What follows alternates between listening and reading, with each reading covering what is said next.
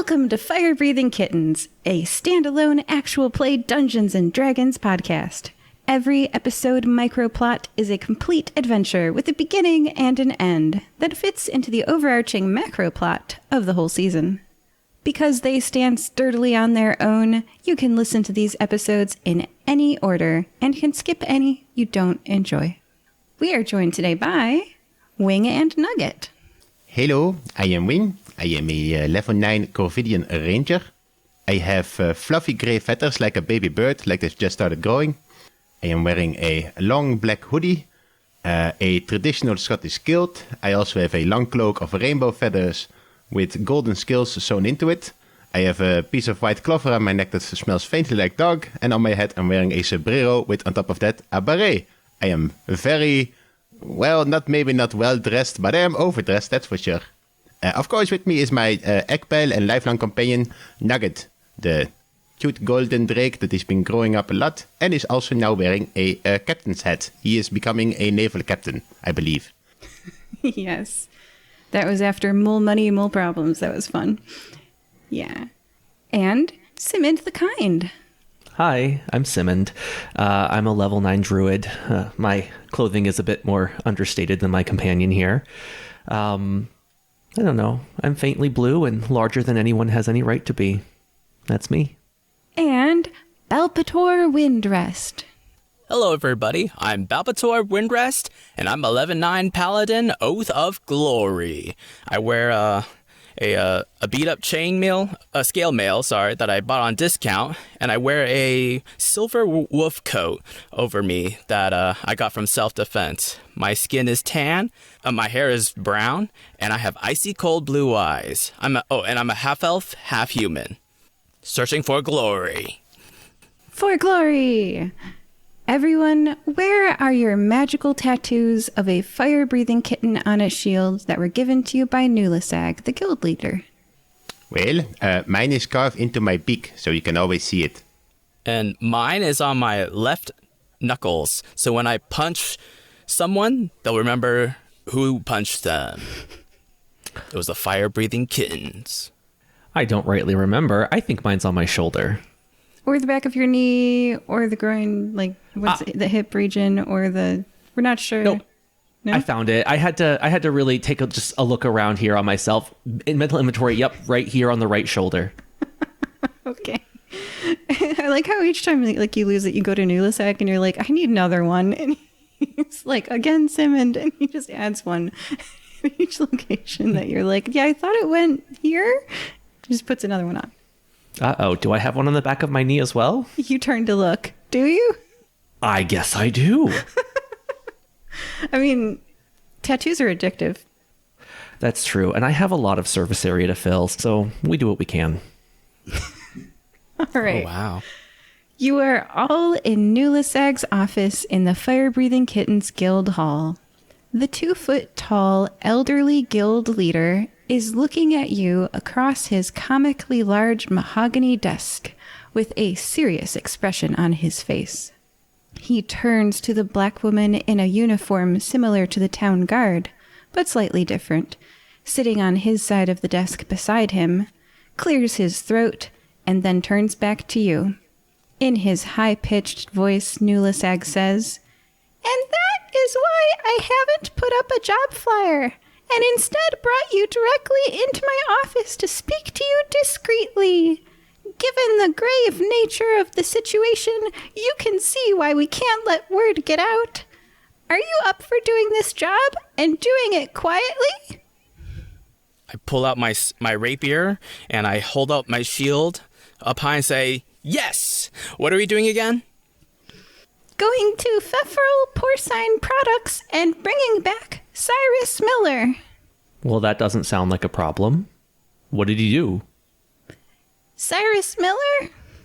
That Nickaboy town guard went crazy. He killed a whole herd of fat roasting pigs worth thousands and thousands of gold if sold to the right meat market. Oh, my player's eyes all perked up. And possibly one of the farm workers to silence them in an attempt to hide his crimes. Would this Cyrus Miller be a human, a dwarf, or a beast of some kind? Nulisag looks to the black woman. She says, he's a human, although he's also a were-polar bear. That's interesting. Do we have a visual description or maybe a picture of him? Last known whereabouts, address? She hands you a Harry Potter photo moving video paper style illusion, because if you can make illusions, you can make a move, right? And it's let me read his description to you. 45-year-old human, 5'11", 240 pounds, brown eyes, orange hair, dark tan skin from being outside all day. And now you know because she's told you that during a full moon, he is also a polar bear. Okay. So, And he human... killed Oh, sorry. pigs. Oh, sorry. No, please, go ahead. Oh, and he killed pigs? How many pigs?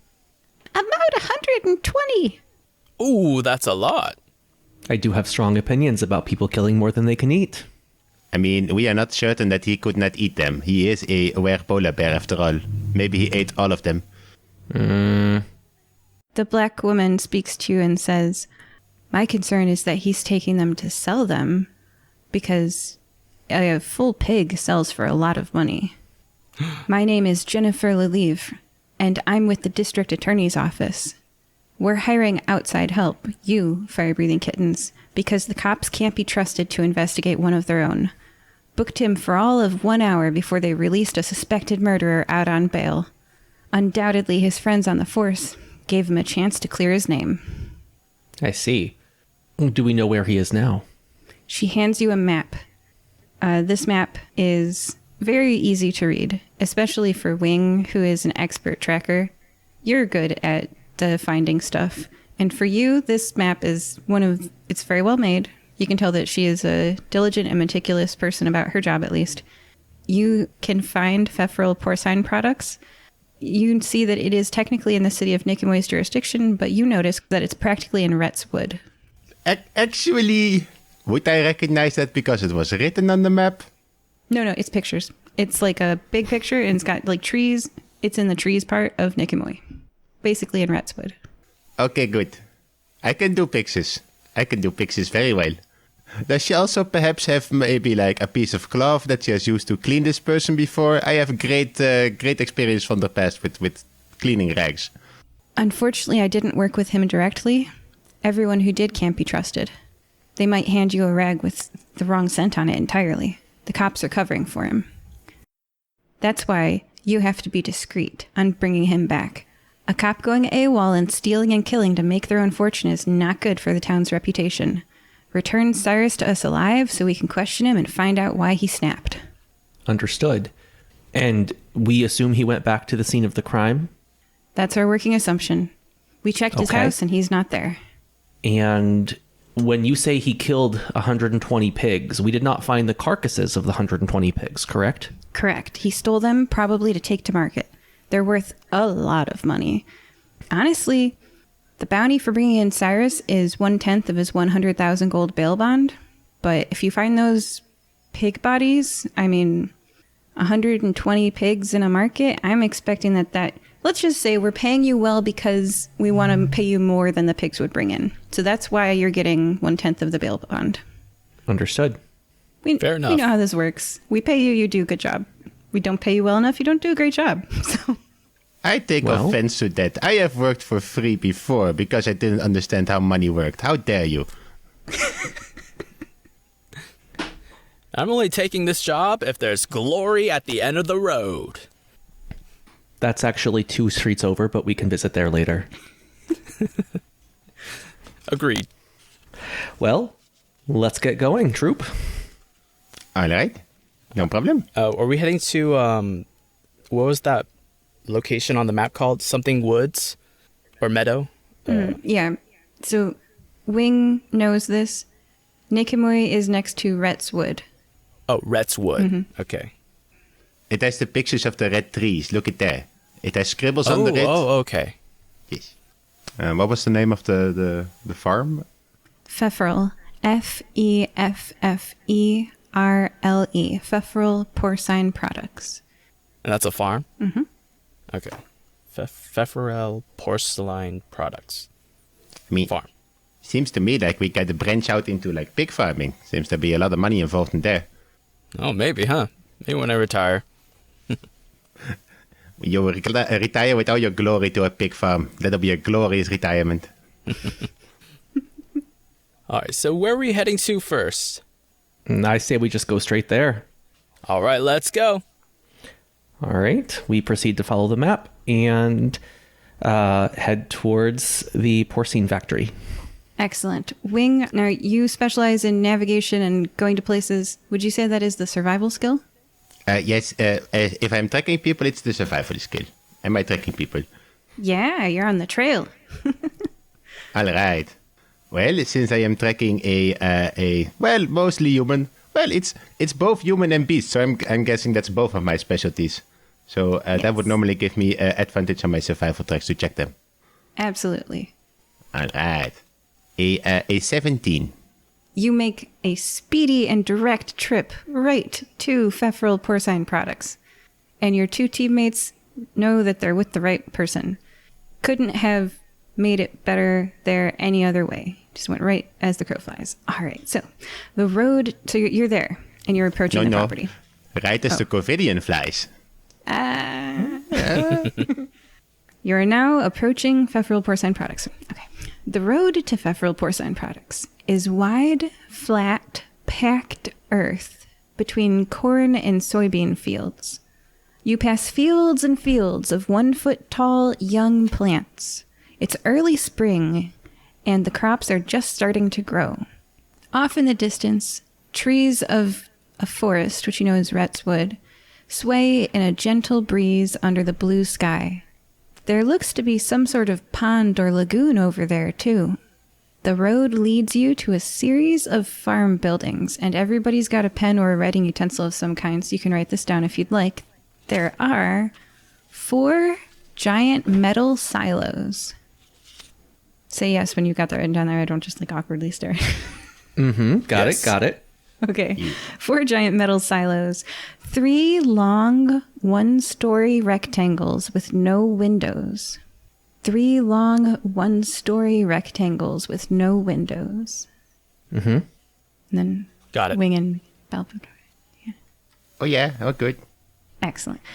And a 2-story square with no windows. Just one of those? Just one of those. These people live in geometric shapes. It's so weird. Yeah, there's a cylinder, 4 cylinders, 3 rectangles, a single square, and a fancy ranch house. I start looking around for giant rectangle, round, and odd-long shaped holes in the ground where maybe a god was like putting the buildings in or something. Should we be judging these people for not having windows for the pigs? Well, that is strange. No windows. Can I roll an insight to see if pigs prefer an outside view in their household? You can roll a nature check, and I'm proud of the druid. I'm giving you inspiration for role-playing druidly. Good job. Aw. I like that you're immediately disturbed by the farm. You're like, what? This is not natural.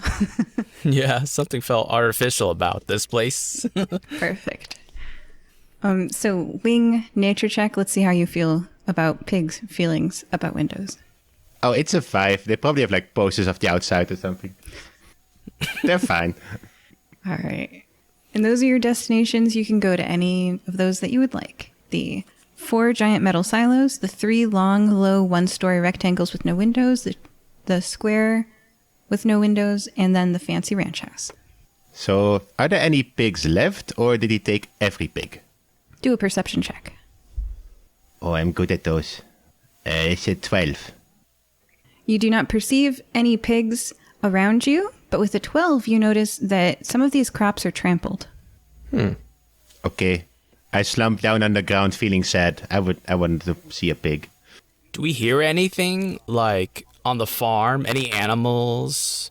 Any machinery? Do a perception check. I got an 18. With an 18, you're very certain that there are no workers, which is very strange. Like, you did a good job looking around. You poked your head, like, around corners and stuff. There's no workers. This is very odd. So would you say this place is silent as the grave? Ghost farm? Oh, not another haunted quest. All right, guys, there's no workers. What's the closest building to us?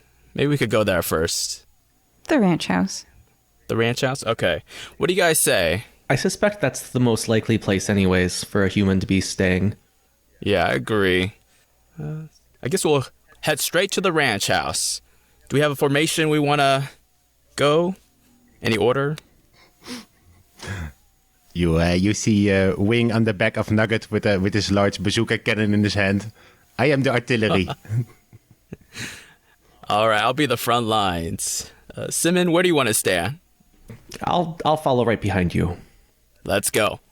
And I guess we'll march our way towards the farmhouse. Just 3 adventurers walking in a line. I like that you guys are prepared for battle already. That's good. Like, you've got your senses are heightened. You're paying good attention. You've collected some clues already. Excellent. You're doing a great job, investigators. There's a werebear, a were polar bear. So that's kind of scary. Ooh. If my good friend Mr. Balpetor is close to the door, I would like to walk up next to him, and Nugget will look at him, and he will stick out his tongue in a blab. Yeah. And that's me casting guidance on you. You have a 1d4 on the next ability check. Right on. Yeah, it's daylight, correct? Yes. I suspect we are not going to encounter a were-polar bear at this moment. Oh, only at night? During the full moon, right? Full moon? Okay, so the laws of the were curse still applies. Okay, good. And I guess, are we at the door? Yes. Nugget is blepping at you. You have received guidance, and you are, all 3 of you, and with Simmond a little bit in behind, I guess, so are on the... so the ranch house. The house is painted white with a big wraparound porch and black shutters prettily dressed around every window. I walk up to the door, and then I'll kick the door. Okay, make a to hit roll. Okay. 13. Absolutely hits the door. Roll Yes. damage. I think unarmed, correct me if I'm wrong, Wing, that's a D4? 1 I'm D4? going to rest a hand on his shoulder and say, I have faith in you. Add an I roll extra a 4. D4. Okay, roll 2D4 because of Simmons' help. Yes! Oh, a 4 and a 1, so a 5. That's 5 damage. The door has a foot-shaped hole in it as the lock is... Because it's not obscene damage. The door doesn't, like, fly open. It doesn't, like, burst the door off its frame. But it does break a hole in this door. Absolutely. And... While my foot's your stuck, please, I'm shouting. yeah. Roll a strength I'm shouting saving from the throw. other side. Okay. Let's see if your foot is stuck. I'm or like not. shouting on the other side, FBK, open up! But my foot's stuck through the door. Mr. Balpetor, don't you feel kind of bad? Like, first they had all their pig stolen, and now you're doing property damage to them? Is this Yeah, the but glory? we don't know. We don't know if, what's to say, Cyrus is in here. What if he's keeping them captive? So, what, strength saving check? Yes, your foot is in a door. Okay. Oh, man. Strength is not my best. 8. Your foot is still in the door. Good sir, may I help you? Please. How much do you weigh exactly? I am 165 pounds. Can Simmond just pick him up and gently remove him laterally from the door? Yes, do a strength saving throw, Simmond. Sure. Oh, can we do the thing where Great it's start. where it's Balpetor in the front, Simmond pulling him in the back, and then it's Nugget behind Simmond pulling Simmond? Yes. Well, I rolled a 19, so I don't think we'll need it. What is my strength? +2, so 21. Balpetor, with a pop sound, your foot pops out of the door and you all stumble back, Nugget, Simmond, and Balpetor, a few steps from the door. But you made plenty of sound. So it opens now with the hole in the door and everything. And this man, he looks down at the door kind of in disbelief. He is an elderly dwarf wearing a white business suit, and he looks at the door, and he looks at you, and then he sees your tattoos. I show him my left knuckle. Okay, which doesn't look threatening at all. He seems like the sort of person who is very smart, and he immediately puts it together. This is the guild famous for burning everything down and breaking the doors. Makes sense. So he smiles and clasps his thick hands together. He says, special investigators, he says in a southern accent. Welcome. He holds the That's door. us. He holds the door open and steps aside for you, positively identifying the fire-breathing kittens, gesturing that you make yourselves comfortable in a sitting room with plush sofas, a fireplace, and a cushy rug on the hardwood floor. So I'm giving the DM the look with, I know what you're doing here, look. Can I possibly, is there a chance that I might recognize who this is? Just me or anyone in the party, just, Roll a history check. Okay. I'm good at All those. of us? Or just... Just wing. Okay. It was almost a natural one, would have been kind of funny, but it's at 13. Yes, you recognize this person. Okay. Oh well, I'll just ride in on the back of Nugget with my bazooka in my hand. Just casually. First, I'd like to apologize about the door. We didn't get a lot of information about the situation, and we were considering possible hostages. Maybe we're at stake, but it looks like it's calm here. What's your name? Better safe than sorry. I understand entirely. That's why I'm glad you're on the case. My name is Yasuhiro Singh. But please, call me Yas. All right, Yas. Are you a were-polar bear by any chance? Or have you... Oh, no, sorry. No, wrong question. Have you seen a were-polar bear by any chance? My employees informed me about the were-polar bear situation, that he had been locked in jail for all of an hour before being released out on bond. So I took the understandable precaution of staying here in my home and have sent my employees, most of them, to theirs. Well, that's good. Safe employees. Yeah, and then a teenager quietly enters the room and sets a tray of tea and cookies on the coffee table. Oh. There are still a few people. They're just in here. Oh, thank you. Can I ask what species is this teenage helper? Human. Okay. And how is this human dressed? They're wearing a black button-up shirt and black pants. Oh, okay. So it kind of looks like a server. The dwarf in the white business suit sits comfortably on almost like a king's armchair and settles his meaty hands together on his lap and says, I have been told by my employees that Mr. Miller stole an entire harvest of pork. It pains me to say that he may also be connected to the disappearance of our general manager. Have you seen anything suspicious around the area? The police seem to think that he might be back here on the premises. I have not left my house, and the person who would tell me about what is suspicious and what is not, my general manager, is missing. General manager is missing? Yes, Myrtle Anderson. Normally quite reliable, she hasn't been seen since the day before yesterday. Perish the thought she was connected to the stolen herd. We are making no assumptions. At this time, we'd prefer that you treat the investigation as a missing persons case, separate from Mr. Miller's theft. Is there a chair directly across from this person? Yes. Okay, I'll just sit down there, resting my bazooka on my lap and just be quiet. So you don't want us to find Myrtle Anderson? Or you do? I do, and I would appreciate it if you kept your mind open to the possibility that her case is entirely separate from Mr. Miller's theft. Oh.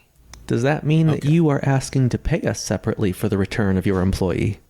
It could be negotiated, yes. If you return to her alive and well, I would be most grateful. And when you say that it's a separate case, are you saying that it's unrelated to the were-polar bear? At this time, I would prefer to have that peace of mind. I cannot imagine that she was involved.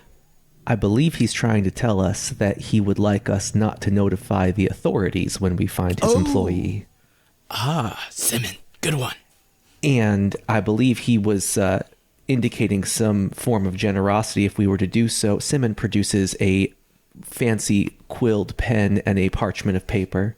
Ooh, yeah, you slide it across the table all like shyly, and he he writes a number down. He writes a number down. Oh, yeah.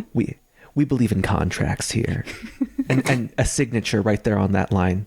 He signs it Yasuhiro Singh. Singh. And I'll just give a big wink to Yes. Separate. Yeah. Yes. So that is just DM note. 10,000 is 1/10 of the bounty, and 10,000 for the safe return of Myrtle Anderson, General Manager of Pfefferl Porcine Products. Yes, as long as we find no obvious indication that she is involved in any sort of foul play, we would be happy to return her directly to your establishment. I appreciate that Side greatly. quest. Now, I assume that you have already searched your own home here and found no indication of either of them? Yes, and if you guys want to, we can fast track through the tour of the home. He shows you, I mean, it's luxurious, shall we say. This is a wealthy man. Oh, Actually, I would ask him, I am a excellent tracker, so there might be things in the home that you've missed that I can maybe see, but I don't really like, the local residents hanging around because they kind of muck up your crime scene, so to speak. So if this gentleman and the helpers, if my fellow fire-breathing kittens could maybe escort them outside so I can do a proper investigation of the house with my tracking skills. Looks at companions. I agree. Yep. Do a persuasion check. Who, me? Yeah. Okay. Let's see. I will look at Nugget to see if he agrees, and he just does the blip to agree and give me a D4. Because guidance. Ooh, I'm gonna need that D4, I think. It's a 12 persuasion. Internally, I was setting that at 13. Yeah, you're meeting some resistance from this man. He looks at you, and because you suggested that you be unattended in his home, he looks at you and he says, "Have we met?" I don't know. Maybe I meet lots of people. I've been traveling around. Myself as well. I've met a lot of folks in my long life. He stands up, walks over to the fireplace, and quickly and violently strikes 2 fire starter rods together just once to efficiently start a cozy and cheerful fire. He smiles at you. More tea? And he will not leave you unattended in his house. I would like the moment that he has turned towards the fireplace to activate my ability to summon my Drake companion, which also allows me to change Nugget's attuned element. And for the first time, I would like to change it to fire. Noted. And instead of a blue glow between Nugget's skills, it's now a fiery red glow. Ooh, spicy nugget. It is indeed. We are now a hot wing and a spicy nugget. I'm going to try to persuade Yes to allow Wing to do his investigation. So that just failed. That's what it's D&D mechanics is you can't try the same thing twice. Oh, really? Yeah. Oh, darn it. But Okay. you guys can totally escorted walk around the house. Absolutely. And I'm just going to let you know as a DM, you immediately get the sense that this is a show house. He doesn't actually live here. Oh, okay. He's very, very wealthy and he's got multiple properties. This is one of those, like, they show up and there's a bed for them that's made and pressed by the servants, houses. But not like he's been here for 30 years sort of houses, Like when rich people have multiple properties. Can we ask the servants who are present if there are any portions of the house which are not typically accessed by the property owner? Yeah, do a persuasion check, and let's say that you've fallen behind a bit, so it's just you and like that person with the button-up shirt and the black pants. Yeah. Sure. And what exactly do you say to them? Let's roleplay this. So I was just wondering, it really seems like this guy owns the house, but doesn't necessarily know all the details of the house, if you know what I mean, right? Seems like he's not here a whole lot. Now, I know you guys who run the house, typically there's so many back entrances and maybe even passages to get from the kitchen to the dining room and all that kind of stuff. I'm wondering if someone might be hiding in any of those. Could you show me where those are here? Okay. All right. Yeah. He or she, you're not sure what gender they are, take you to a room with a control panel. And it has an illusion like floating in the air, and you can see a 3D representation of the house, and it's the scrying spell. And you can see everywhere in the house, including in the walls and everything.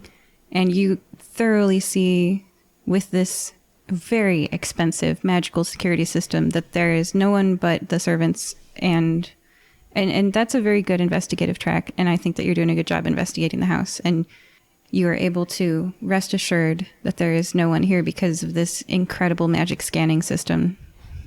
Okay, the DM's being very nice, and it's time to leave the house. But I appreciate that you're thoroughly investigating. I was worried because whenever you write mysteries, you're like, what if they don't care? You know, like, what if they don't care and they just like walk through it and they just like punch things, which is fine. But I'm very glad that I'm playing with the players that like, I love all different play styles, and I'm very glad that in this mystery, I've got people who are curious and looking for clues and stuff, and it's satisfying. Thank you. So while Mr. Simmond is away with the servant, I want to turn to Balpetor and kind of just lean into him and whisper, Mr. Balpetor, can you do me a favor? Anything for glory. Yes, it's for glory. Yes. Okay. I kind of need to return a favor to someone, but I kind of need a moment alone. Can you distract Mr. Whitesuit for a moment for me, please? You got it. All right, I go to Mr. Yass and I say, Mr. Yass, I must inspect your muscles. Can you flex for me? And then we'll go to the corner over here. I'll kind of you're gonna do a persuasion check before he goes to the corner with you. That's one of my strengths. Okay. All right. I'll say this is entirely related to the case. Oh, shoot. Okay. 4 plus 9. 13. Okay, I've set the DC to 13 for this, so meet it to beat it. Yes. Yes, he will show you his old man arms. Oh, wow. I never underestimate the muscles of dwarfs and their resilience. Can I sneak away at this moment? Yes. But I should note that Simmond and the servant are watching the dots move on the map. I am well They're aware not of in that. the room right now, correct? You're literally watching the house right now. So that's the story that you guys built. But yeah, Wing, go ahead. You're completely alone except that you're being recorded and watched. What do you do? Yeah. Not by me, the DM, by literally, this is how... I would like to find a quickly dart into a quiet room and just fire my gun a couple of times to start a fire. You do that, and a fire starts. And actually, Simmond, I'd like to change what I told you about the scanning of the house. You know how I said that it was all good and there's no one here? I would like to change that too. And as you watch, one of the dots breaks away from the others, goes into, what was that, a quiet room in a closet or something? Just I don't know, a study, just a different room. Yeah. Yeah. And then you see the blueprint that you're watching kind of like flash red a few times and say, alert, fire, alert, fire. That's what you see, Simmond. How do you react?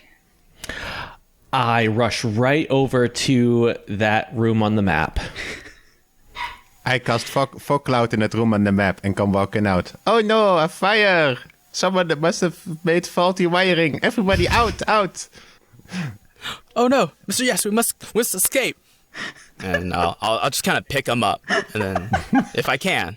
He is an elderly dwarf. You absolutely can pick him up. Yoink. So yeah, that room is filled with impenetrable fog.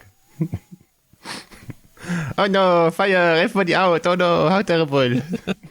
I think I actually got to run all the way to the cornfield, one of the cornfields. Yes, Mr. Simmond, we have to get the servants. Where are the servants? Simmond is going to walk into that room. Okay, you are in a room. There is a fog cloud and there is a fire. The fire has doubled in size. I am going to pull out my water skin and use shape water to shape the water into a spray over the area that the heat is emanating from. How much water does the water skin do? Are we talking like a glass of water? Like a gallon. Although I should really get the flask of endless water. That should be a thing. Yeah. That's like 30 gallons. Oh, I Yeah. have that. Oh.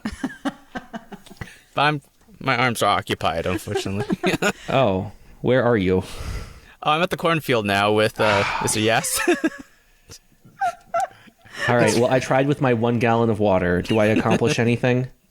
I'm going to say because it was a bazooka, it wasn't a match, right? It wasn't a lighter. It was wing.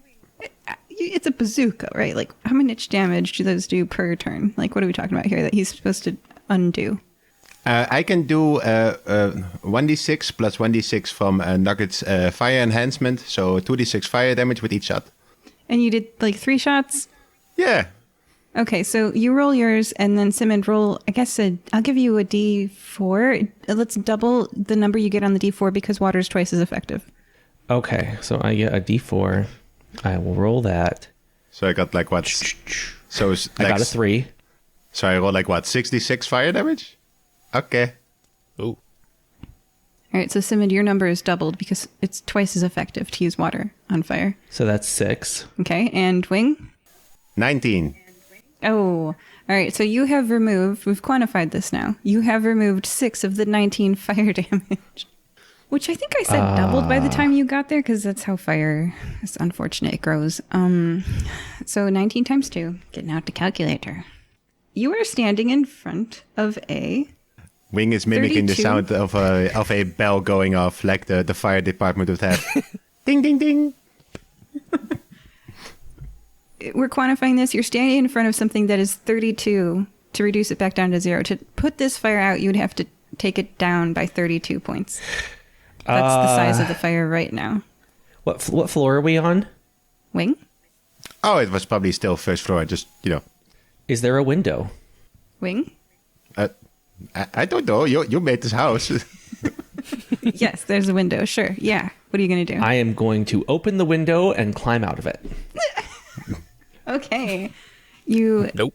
are on the first floor, so you easily exit the house. Okay, perfect. Is there any water in the area around me right now? There's a garden hose. Yes. I am going to take the garden hose.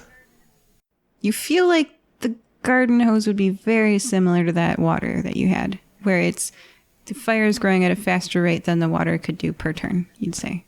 Water hose is probably a D4 as well. Oh. Yeah. So even with an unlimited supply of water, the fire will grow faster than I can put it out. There's a difference between a fire and an arson. And everyone's always like, how can you tell?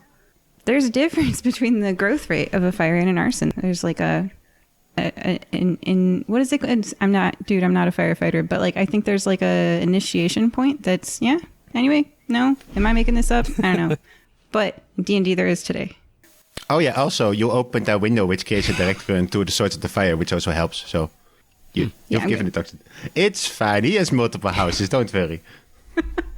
I will say you're absolutely at the point where you could overcome this fire because you know it has 32 points. So, and it's only going to double each turn. So if you reduce it down to 2, it'll only double to 4.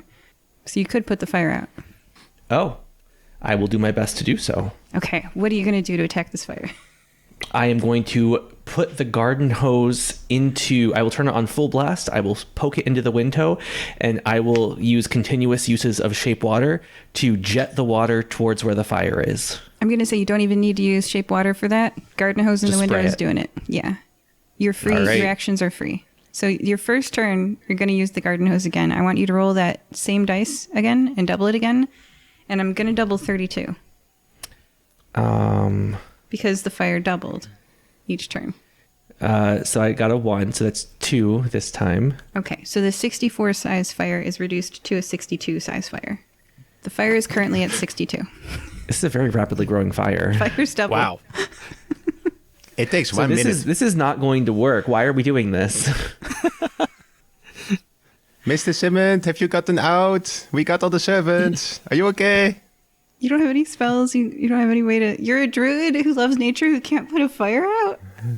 I don't have a ton. Or actually, wait. I do have 1. You're like the worst Smokey the Bear ever. Please don't start a fire. I have very little water magic. Okay. Let me just see here. I'm glad that you're outside though, so you don't die from this. Uh-huh. This is fine. This is what we do. We're fire-breathing kittens. We burn down houses. Hello, Mr. Balpetor. How are you doing today? All right, I can create Like with the smoking bazooka on my shoulder, just the smoking gun. This is normal. I can create a sphere of water 5 foot in radius and make it hover to where I want.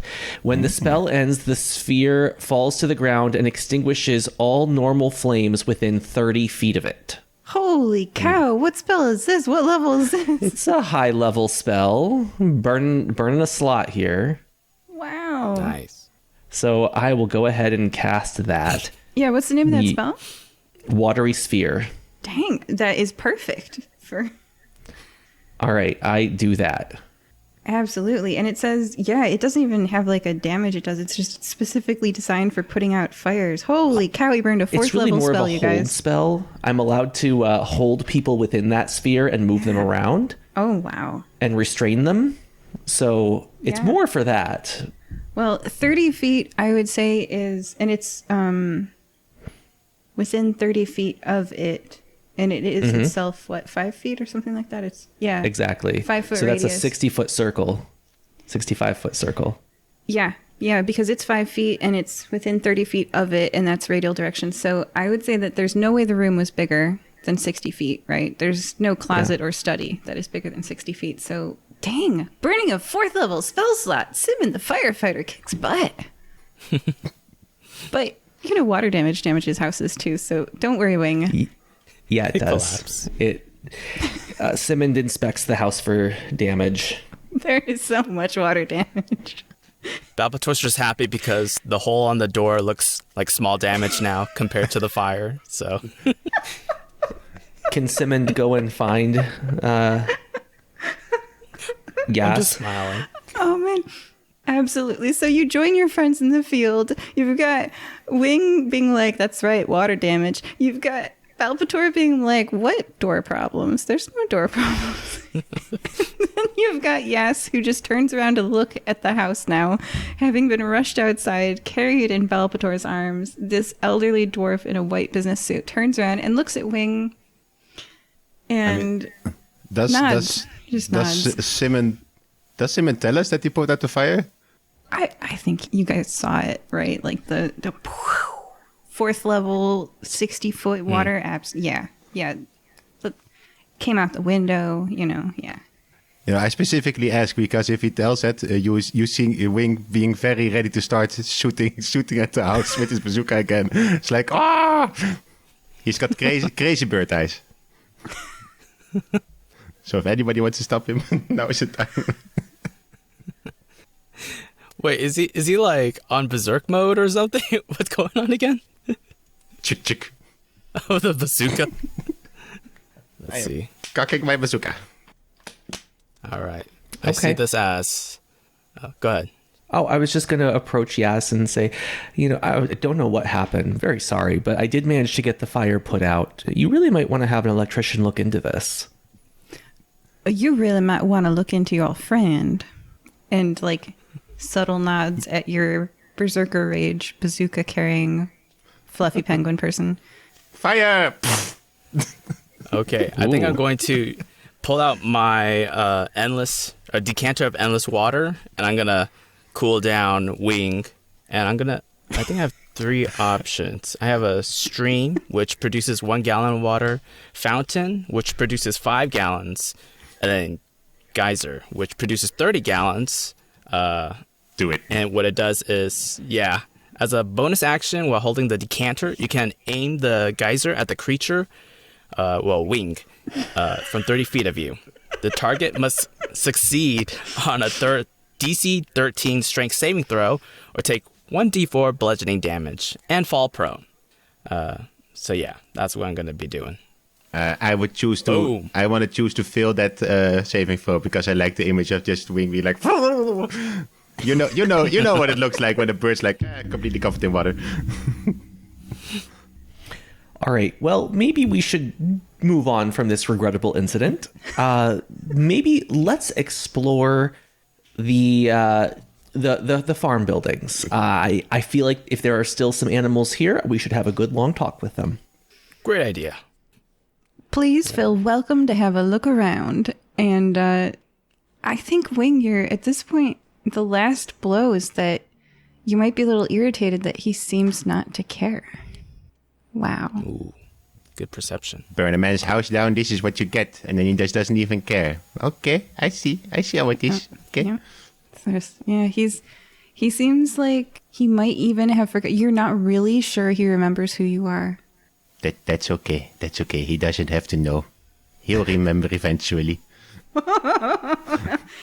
Wow. All right. And if you guys want to know more about the Wing and Yasuhiro Sing, or the Yas of Sin, maybe you'll find out more in a future episode, because now he's canon. He didn't exist, right? Before this was his first episode? This was his appearance, yes. Also, I'm definitely not getting up out of the pile of water. I'm taking this moment to fluff my feather and start washing myself. Because it's a bird, but it's a bird's poo now, so, you know. Yeah. All right. So I wanted to bring Yas into the story canon so you can, like, work with Yas in the future episode. Yeah. Or burn his property down. You can do whatever you want. He's definitely going to have to pay some money to cover the damage that you guys did. So, Yes. we've got Wing taking a bird bath. We've got Simmond just did a really awesome, put out a massive fire. And we've got Balpetor, who sets the elderly man on the ground. All right, so we got 3 locations we can go. The 4 metal silos, the 3 long rectangles, 1-story rectangles, and then the 1 2-story farm square with no windows. I'm actually curious about the 4 metal silos, because, no windows, and it's just a rectangle. What do you guys say? Sure. All right, Mr. Yass, we're gonna go ahead and check out the 4 metal silos, and then we'll be right back. And then I just kind of guide Wing and to get out of the house. All right, it's okay. Let's go. Okay. And Simmond is going too? I'm going to follow along. We're going to go look at the silos. Excellent. You approach the massive metal cylinders. The closest one to you is over 30 feet tall and quite wide. The sides are a wavy metal. The top tapers to a cone. A loud fan is blowing somewhere nearby. Metal U's, like the letter U or the handle on a coffee mug, at regular intervals form a ladder next to a door. I don't know if I see a lot of hiding places here. Yeah. In order to get into these silos, we had to climb up these ladders, correct? Is that what I got from the description, DM?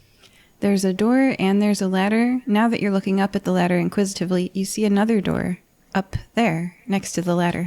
A door. Oh, and then a door. Okay. And at the top, a third door at the end of the ladder. I think I'll climb up the ladder and I'll open the door. I'll put my shield behind me and my rapier away, and I'll just climb up this ladder. Okay. And I'll just open the door. Does it have a handle, or do I push it in? First, which one? Where do you stop? Oh, there's like a middle door, right? Yes. Yeah, I'll go to the middle one first. Okay. Actually, I'm going all the way to the top. All right. I'll climb all the way to the top. All the way to the top. Before I open the door, I probably have a magnificent view. What do I see? Perception check. Okay. Hoo-yah. 11. Nah, it's probably nothing. Oh, darn. Okay. I open the door. I don't kick it, though. You're tugging on the spokes of a steering wheel-like door handle. It's in the middle of the door, and it's got 8 spokes on a wheel. You tug on the spokes to rotate the wheel and open the door. Okay, the door opens. Inside, it is very dark. It's very bright out here because of the blue sky, and inside, because of the metal sides of the silo and the lack of windows, it's very dark. Your eyes aren't really adjusting because you're outside it, but you can tell from this disadvantaged viewpoint that the feed is filling a good way up the silo. You'd say the bottom door probably wouldn't have worked. The middle door might not even have worked. And that the grain is almost all the way to the top, but there's plenty of room, and it looks like maybe a 10-foot drop. It's hard to say. Okay. I do have dark vision. Do I see any, like, a safe spot to land? Or, like, the grains? I could just... Okay. So with your dark vision, you're putting your head into the silo and your eyes adjust, and now with your enhanced dark vision, yeah. Okay. You can see that it's 10 feet down to this. You're not sure what it is exactly. Okay. I'm gonna shout to Simmond and Wink. Hey, guys, I'm going in the silo. I'm gonna jump right in, okay? And I just jump right in. Choo! Okay. Note to Good people, luck. don't do this in real life. You will drown in the grain and die. Oh, shoot. Balpetor, Yes. please make a strength saving throw. Okay. Oh no. 14. Your feet land upon the brown pellets, dried vegetable husks, and post-consumer byproduct bread heels. Your strength saving throw, unfortunately you jumped, so I'm going to give you disadvantage. Because Oh, no. you were falling with force onto a liquidized bed. Okay. So do I have to roll again? Yes. Okay. Disadvantage. Oh, 13. Oh. Okay, all right. You don't sink too far in. You noticeably Okay. sink in, but because you are able to, with great strength, rip your leg up and out, I'm going to say roll a d4. Okay. And 2. You are 2 feet submerged into this grain bed because of your great unnatural strength as a hero, which is different than a normal Yes. human being. Don't go in grain silos. All right. So, but I will say, everybody roll initiative. Because Oh, we're no. in Wait, turns. What? It's the were polar bear. Yes, me the player knows how extremely dangerous semi-liquid solid things are to get into. I rolled a 9. A 6. All right, I got a 9. I rolled a 17, but my initiative is -1, so 16. I guess what we'll do is we'll say that was Balpetor's like surprise round, and then so it's Simmond Balpetor wing. So Simmond, you are up. Did you make any sound, Balpetor, or did you just be like bye, jump? Yeah, I was like, bye. Hyah! And I just jumped in. Okay. Without knowing that you're in turns, would you behave any differently, or how would you pass the 6 seconds, Simmond? And I didn't hear him calling or anything when he hit the ground? Right. He seems to have just landed and been like, oh, squishy. Oh, Simmond would probably just call up and say, how's it going? You good? Do I hear that? Yeah, you can free respond. I'm going to give you one Oh, okay. free action speak for each person. I think that's fair. I was like, I'm okay. I'm in this weird substance 2 feet down. I feel like I'm slowly sinking if I move again, but I don't know. Not too comfortable up here. Simmond will climb the ladder as well. What is your movement speed? This is 30. a 30-foot high is how high canonically I have made this silo. Okay, so my movement should take me right to that opening, right? Yes, you can see in there. All right. What do I see? Balpetor, how tall are you? I'm only 4 feet 9. Okay, you see 2 feet 9 of Balpetor. I am going to lower a rope. All right. And that is the end of your turn. That is a Yes. movement and an action. We are to Balpetor. Balpetor, please make a strength saving throw. Oh, man. I'm a dexterity-based paladin, so... Oh, I rolled a 1. Okay. The strength check has a base of DC 10 and then increases by 1 for each foot the creature has sunk. And then it will talk more about submersion. Okay? Wing is looking like he knew this was going to happen. Yes. So that means that you please roll a d4. Oops. 3. You are now 5 feet submerged. What was your height? 4 feet 9. That means that Oh. it went from your knees to your waist to your chest to you're tilting your chin up to keep your face above, and then the tips of your fingers sink below the grain. I like to sink with my thumbs up. Like that. Nice. Wing, it's your turn. Oh wait, no, I'm So- sorry. On Balpetor's turn, Simmond gets a free action with speech. Is it too late to say grab the rope? You fool! What do you say, Simmond, as your friend disappears beneath this post-consumer byproduct bread heel? I think I still just say grab the rope and hope that maybe he can still get it. Okay, all right. My hand's just like sticking around, like trying to find this rope. All right. Wing, that brings us to you. Simmond has called grab the rope to Balpetor. So, you said there was also a door at the bottom floor, right? There is. Oh no. And I would like- at level 2. I would like to open the bottom door. There's a door elevated a few feet up off the ground with a big number 1 painted on it. It lacks a normal door handle, instead possessing something resembling a steering wheel, 8 spokes on a wheel in the middle of the door. If they try to turn the spokes to open the door, with each tug to turn the handle, a magical light flashes the number door 3. So it's trying to tell you to open door 3. But you're trying to override the nice safety system and open this door, right? Oh, yes. Do a strength ability of some kind, like athletics or your choice. Because so what's happening here is the security system is saying door 3, you know, this door is locked because there's grain behind it. You know, there's brown pellets with white flecks, most likely vitamin supplements. There's dried remnants of what's left of vegetables after humans have cut off the edible portions, such as shucked husks, scraps, and stems. And there's a fair amount of post-consumer byproduct, bread crusts, muffin bottoms, whatever the residents of Nicomoy have been eating, these pigs have been eating too, is behind this door. So it's the system is set to not open. So when you're tugging on this door, making your strength check, what you're trying to do is override the grain silo system. So go ahead and make your strength. Yes. Can I do it together with Nugget so he can help me? Yes. Yay! Nuggets on one side of the steering wheel looking thing. You're on the other, and you're both trying to turn these spokes. This'll be fine. Okay. That's good. 21. The steering wheel rips off of the door. What? The entire door flies off, and like a waterfall of breadcrumbs, it like explodes outward. Do a dexterity saving throw to see how you land, because this silo's emptying. Oh, yeah, I'm assuming I'm getting blown away. Yes. That's a lot of force. I'm not even that strong, but, you know, thankfully I had Nugget. That's Bless you. a 21 dexterity saving throw, because I am good at those. Nice.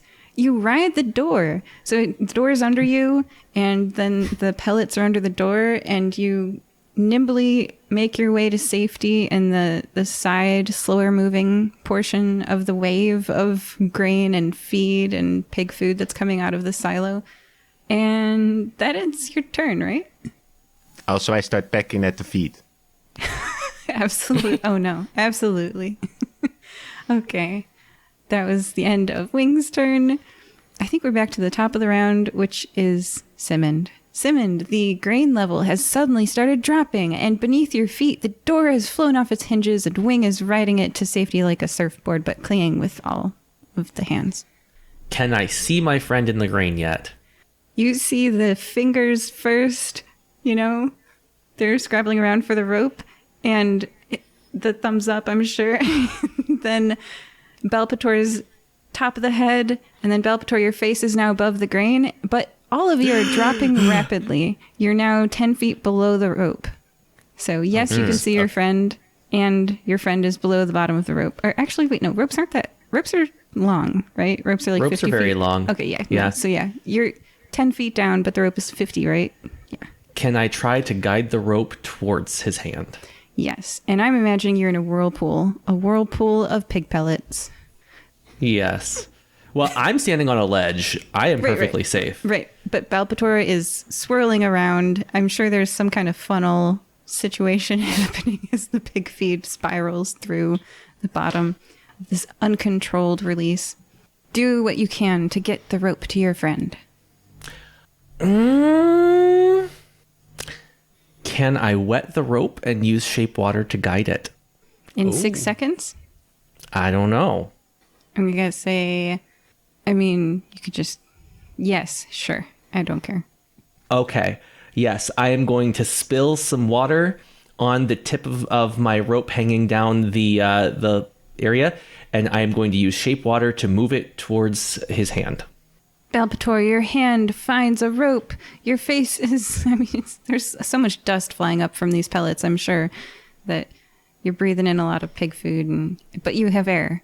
Your face is above the grain, and there's like an old corn cob floating past you, and like, Oh, ouch. and little bits of bread, and like somebody's scraps of vegetables. Like, you know what's done when you make dinner, and then there's like little pieces of vegetable you can't eat left.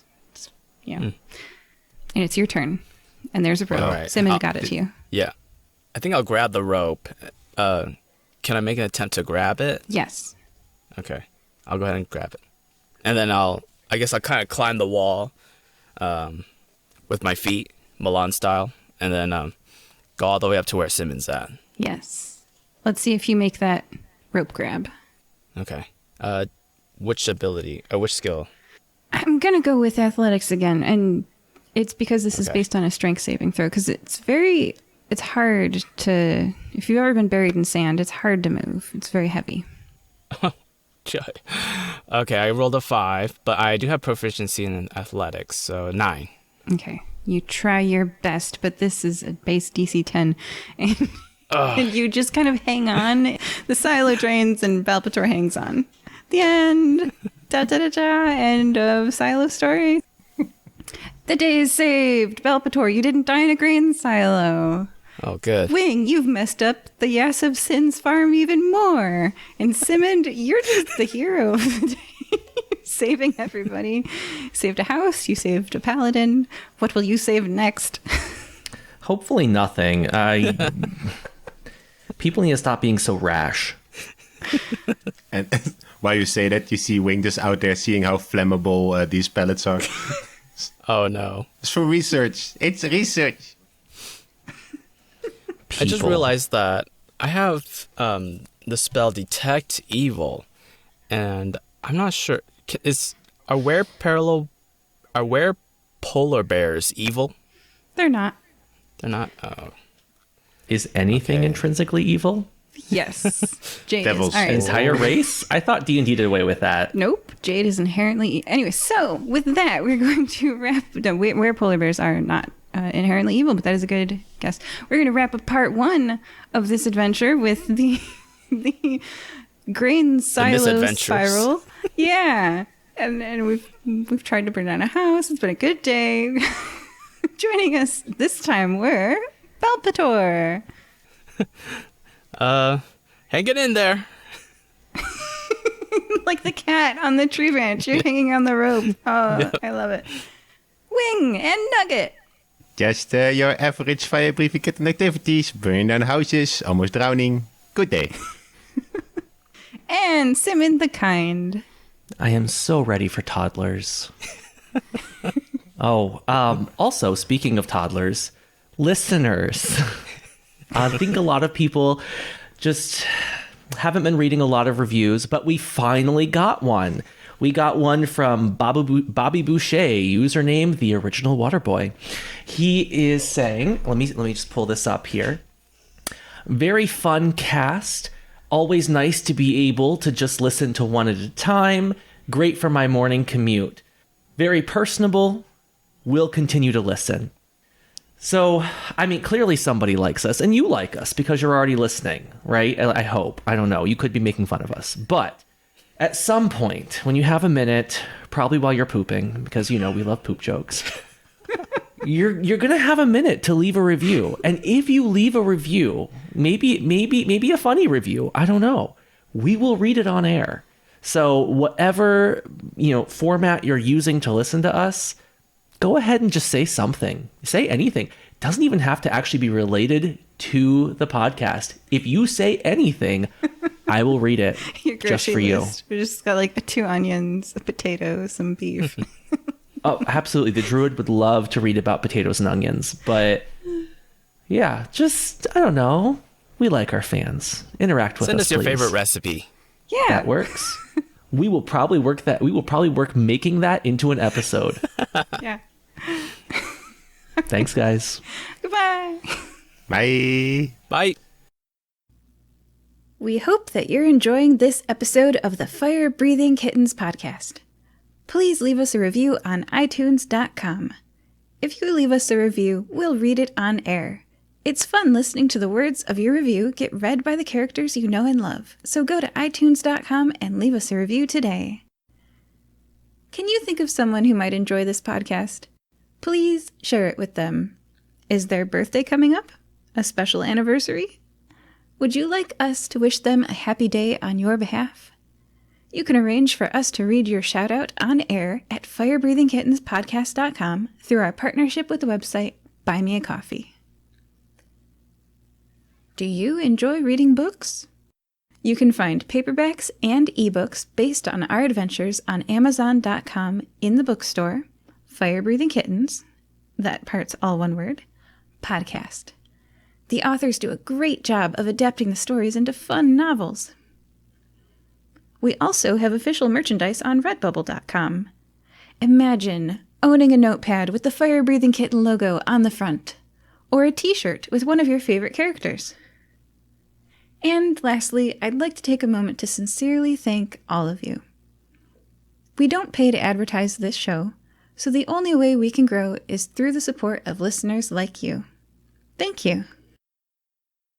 Welcome back to Fire Breathing Kittens, a 5th edition Dungeons & Dragons podcast. We are joined again by Balpetor, Here I am. Simmond the Kind, Me too. and Wing and Nugget.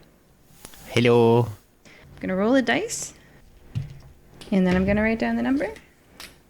Okay, this number is written down, so you all see I'm holding it. Everybody roll a d20. 19. 16. 8. The number was... It's me. Okay. Can the person who's closest to the number for you tell us what happened last time? Yes, previously on Fire Breathing Kittens. Simmond, Wink, and Balpetor were in the guild hall with Nulises and a town guard named Jennifer. And there's been a situation where 120 pigs were killed and their carcasses taken, possibly to be sold at the market. And so we were hired to go find these pigs and this possible suspect, Cyrus Miller, who is a human were-polar bear. So as we head to the farm, we break into the farmhouse and we meet Yasuhiro Hirsing, right? Yasuhiro Hirsing, or Yas for short. And he also tells us the situation about how the pigs were taken, and all the employees except for one, this helper or the server, and Yas were the only ones at this farm, as seen with Simmond through the magical security camera. We decided to investigate the house first, and Balpetor was trying to distract Yas while Wing actually got hold of his bazooka and started firing around the house, causing flames to ablaze and confusion to arise, possibly from a past that they may know each other. But anyway, Yas and Balpetor exits out the house while Simmond takes out the fire. After the situation calmed, we head to the one of the metal silos, and Balpetor, living in the mountains and not being too familiar with farms and in the industrial age, he jumps right into the silo and begins drowning in an unglorious way. And Simmond came to the rescue, pulling him out with the rope. And so that's where we left off. Excellent recap. Yes. So, you are all standing in a ranch. There are 4 giant metal silos, 3 long, low, 1-story rectangles with no windows, a 2-story square with no windows, and a fancy ranch house. You are, you're all just kind of like standing near the grain silo. There's a bunch of post-consumer byproduct around you, like the bottoms of muffins after people have eaten the top. Various things people don't want to eat, but maybe shouldn't go to the landfill. Maybe you should feed it to pigs. It's all around you. And some pellets with vitamins. All right. I am not doing that again. And Probably we just for the see, best. yeah. And there's just the 3 other silos around us, right? Mm-hmm. Oh, I don't know if we'll find answers here. We could head to the 3 long 1-story rectangle buildings. Yes, what do you guys let's do say? that. I suspect that's where they keep the pigs. We head there now. Do you go to the first, second, or third? Let's go to the first one, I guess. Which one is closest to the trampled plants? Oh, that's a good idea. That's a good idea. The third. Ooh, How about we go to the third, guys? agreed. And then we head to the third one. Is there like a door? You approach the long, low building, the third one. Before you can reach it, the door to this building catches in a wind, ripping open and slamming shut with a bang. That's not a good sign. Can we open it? Yes, very easily. Okay, I open it. Pulling open the door to the long, low, 1-story rectangle building with no windows. You open it to a stone-floored, mostly bare entry room with stone walls, a counter, a line of rubber boots near the door, a sink, and a toilet stall. It's just barely big enough to fit you all, party, and there's a door on the right wall. Not what I expected. I guess open the other door. You do so. Again, the floors are a gray stone. On your right, there is a stone half wall at waist height, creating a hallway whose ground slopes upward to a raised door, about a foot from where the normal floor would be, maybe 2. This hallway is loud with the sound of fans. On your left is yet another door. There are no animals in this room, correct? Correct. What do you guys think, right or left? Before we go further, can I use detect magic, maybe just to be safe? Yes. Okay.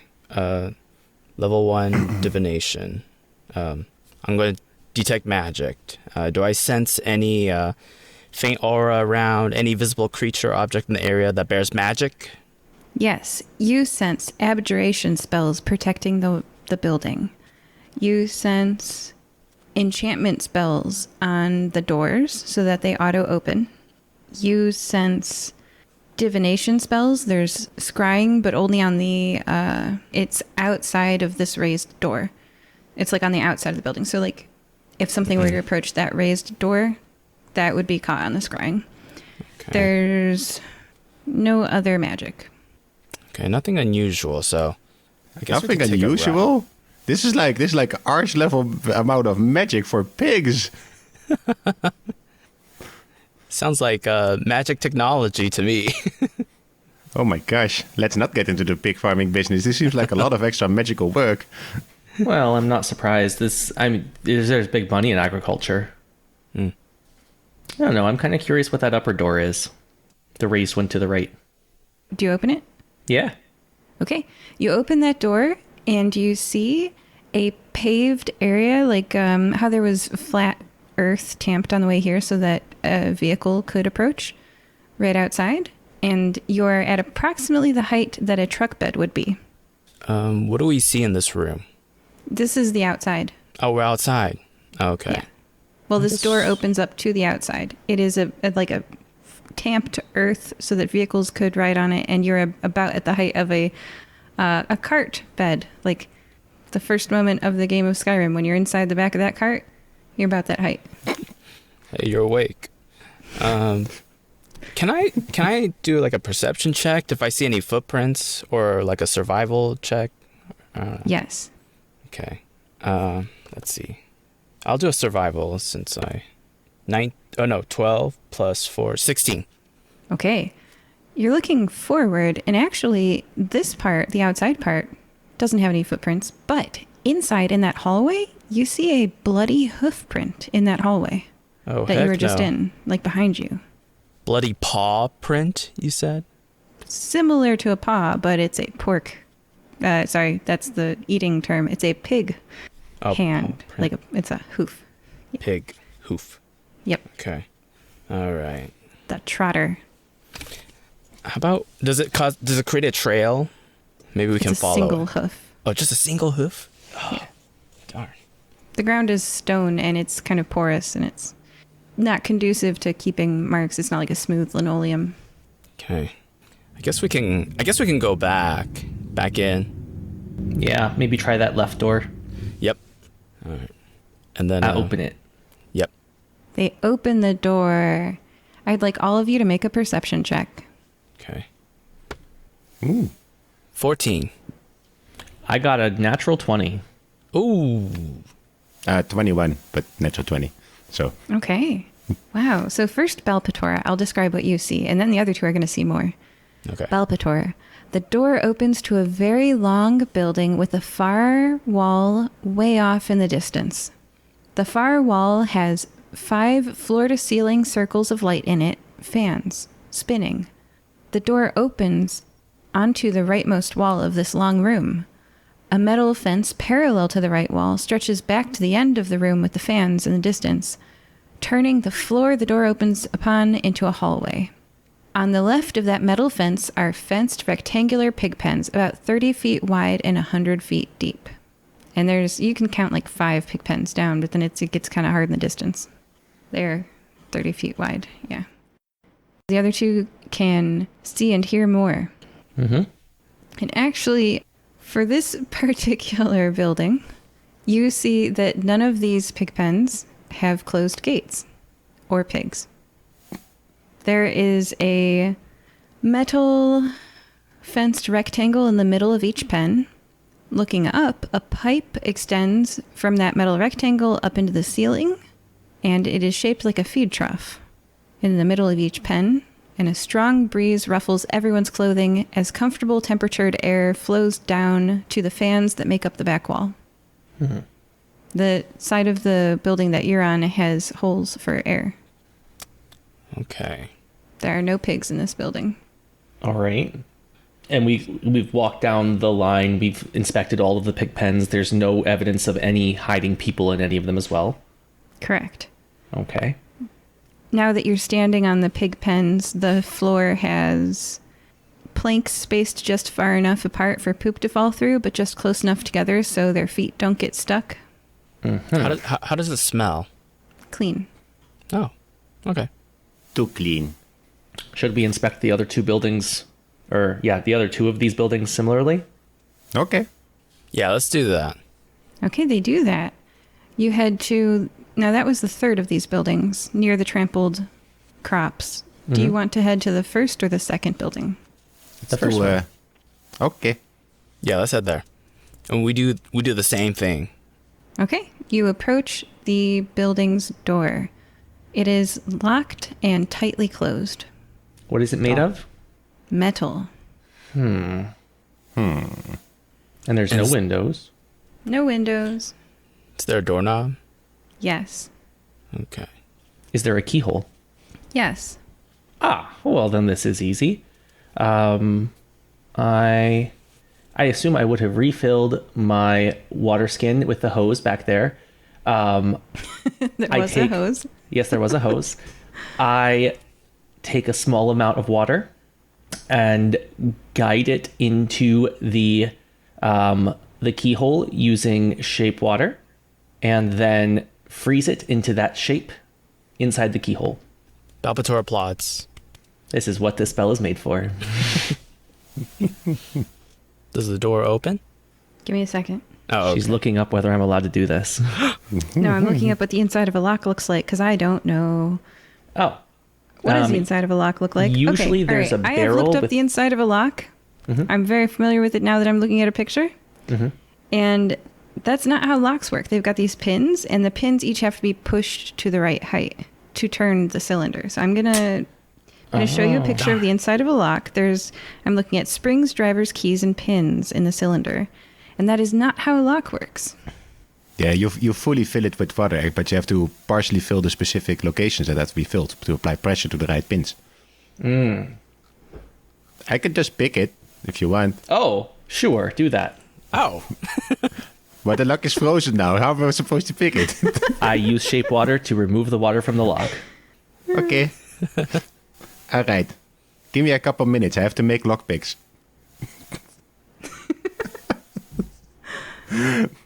Wait, so you don't have any? Oh, I always make my own. I don't actually have thieves' tools, but I am very good at recreating them. Oh. To be fair, in real life, if you own thieves' tools, that itself is a crime. So making your own in the spur of the moment is how you avoid crimes. Yes, I do it to avoid the crimes. Yes, that is why I do it. I will buy them at some point, but I have not gone down around to do this. I would like to use my let's see, I got smith tools, forgery kit. Yeah, I would like to use my smith tools to just try and make some lockpicks. Okay, yeah. I've seen enough lock-picking lawyer videos if you guys want to check that out on YouTube. Genuine they're plug. good. They're good. It turns out that you can, the word is rake, R-A-K-E, a lock, and they open for some reason, like in real life. So, yeah, the lockpick that you create is simple and effective. Nice. Sweet. Go ahead and try to use that raking tool. All right. I am not actually proficient with lockpicks, but luckily I have some gloves that help me and also a very good dex score. So even without being proficient, I still have a +9. All right, let's have a looky here. 18. Yeah. The lock pops open like you used a key. I have an extra rake if someone wants it. Apparently it's illegal to have this.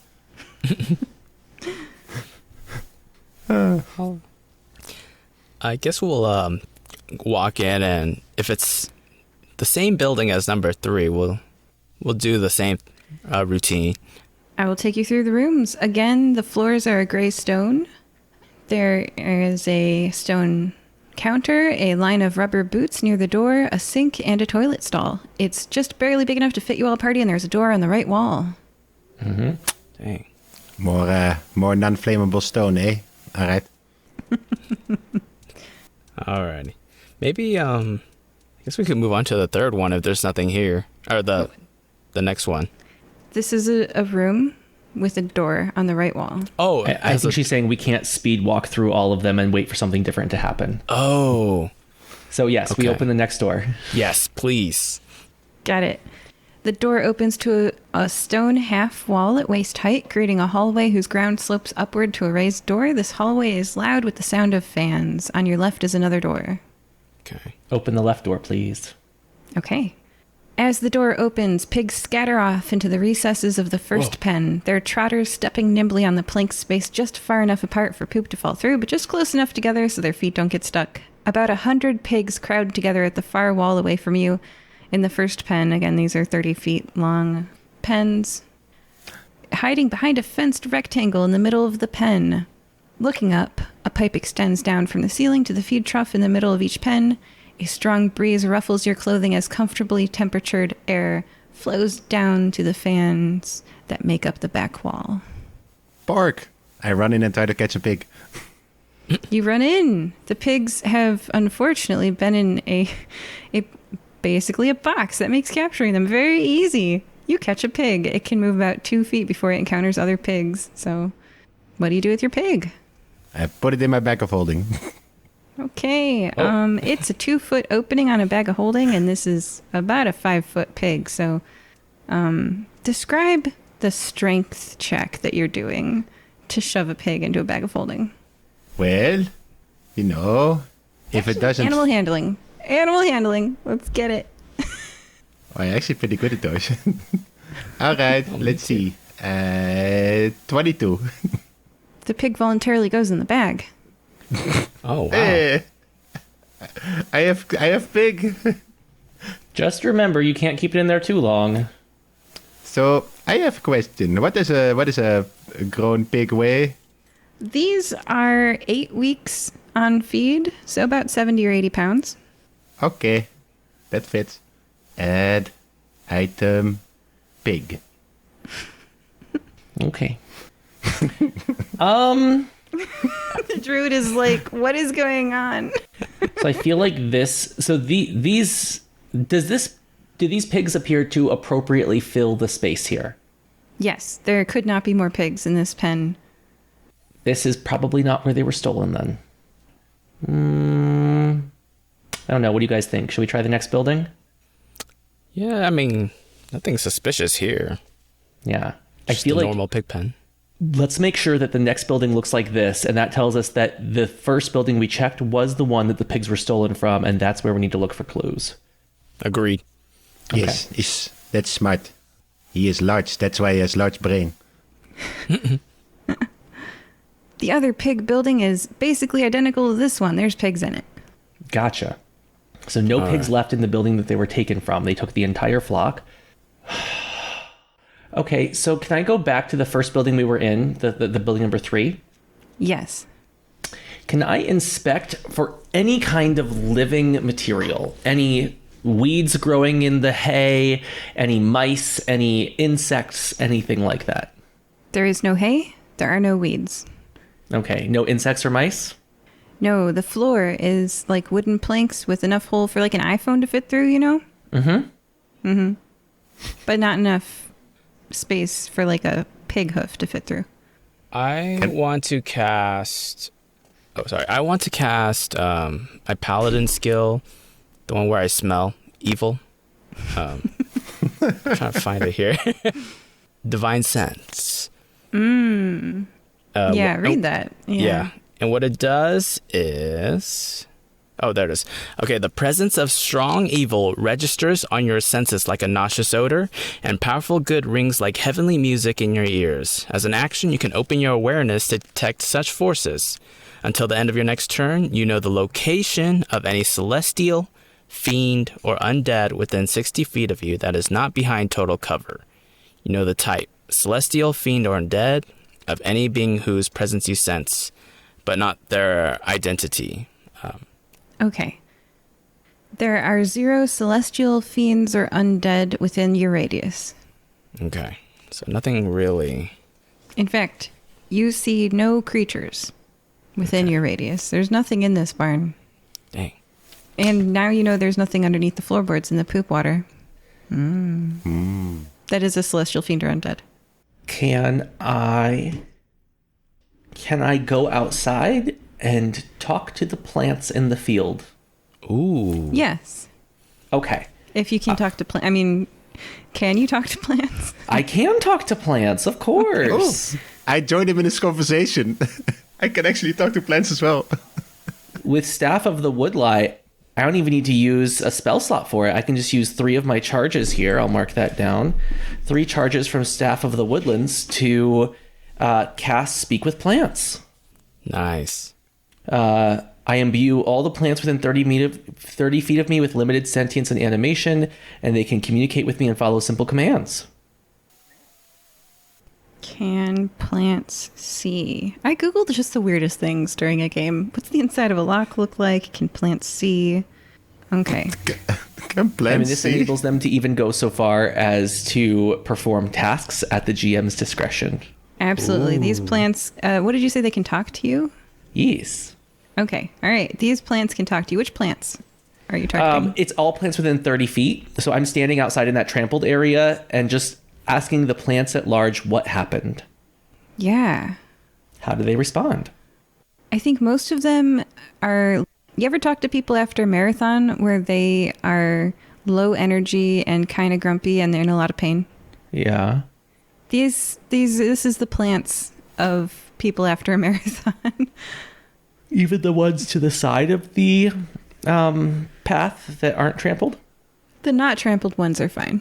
Okay, what are they saying about what happened?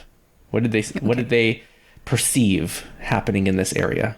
All right, so I looked up whether or not plants can see. Some of them are photosensitive.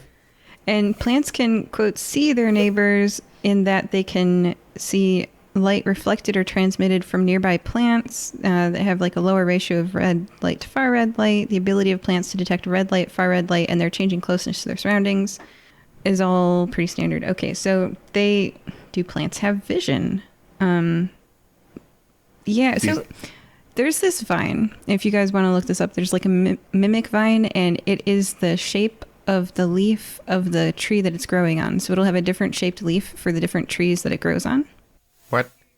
I think they can see. Yeah, weird true facts about plants. So I'm going to say that, yes, they can see reflected light. Yes. Plants have eyes. All right, so Oh. you asked them, what did you see? Yes, what happened here? Okay. It was nighttime, the plants say to you.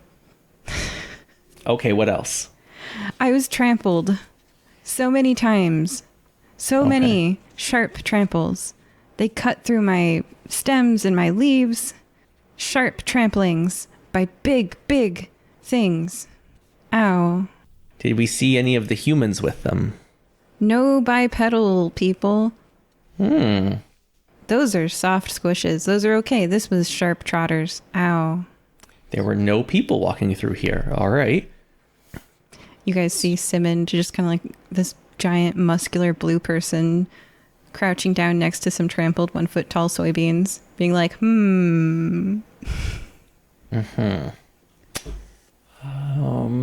So it sounds like it was just the pigs then.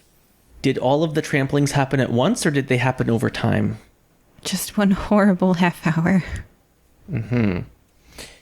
Did you see any explosions or bright lights or hear any sounds?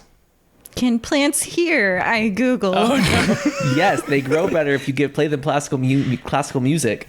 I think that's a myth. I'm trying here. I mean, I don't think plants can hear, but I don't know if they can or not. I'm going to go with they definitely don't understand speech, so they're not going to like be able to tell you conversations or anything. So what's the exact question you're asking these plants? If there were any loud sounds when this happened. Not particularly. All right. Can you guys think of any other questions to ask the plants?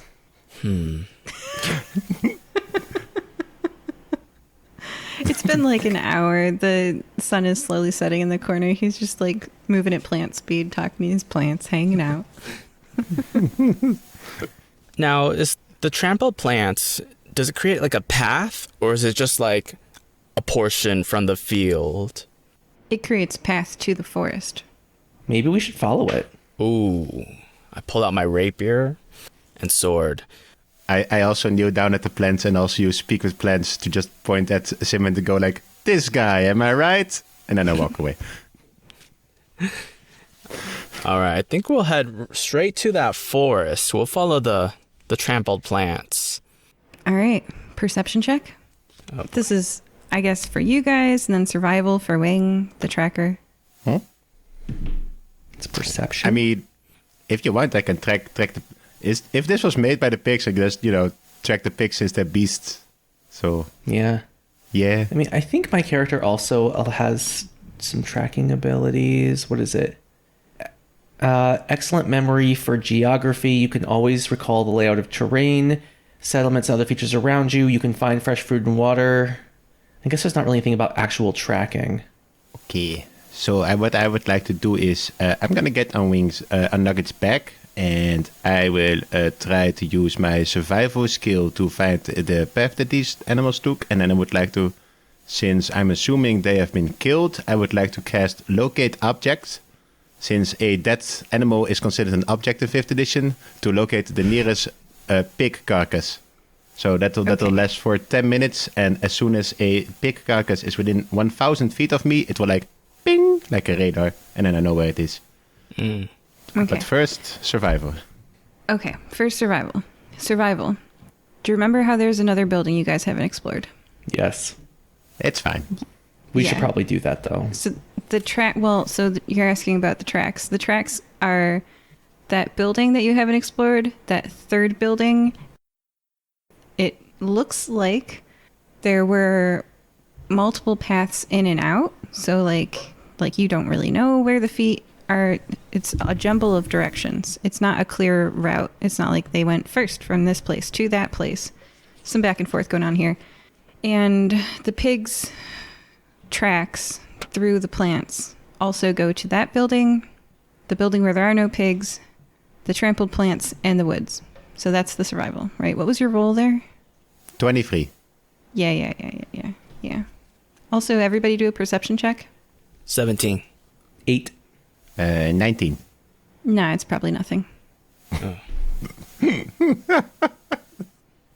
All right.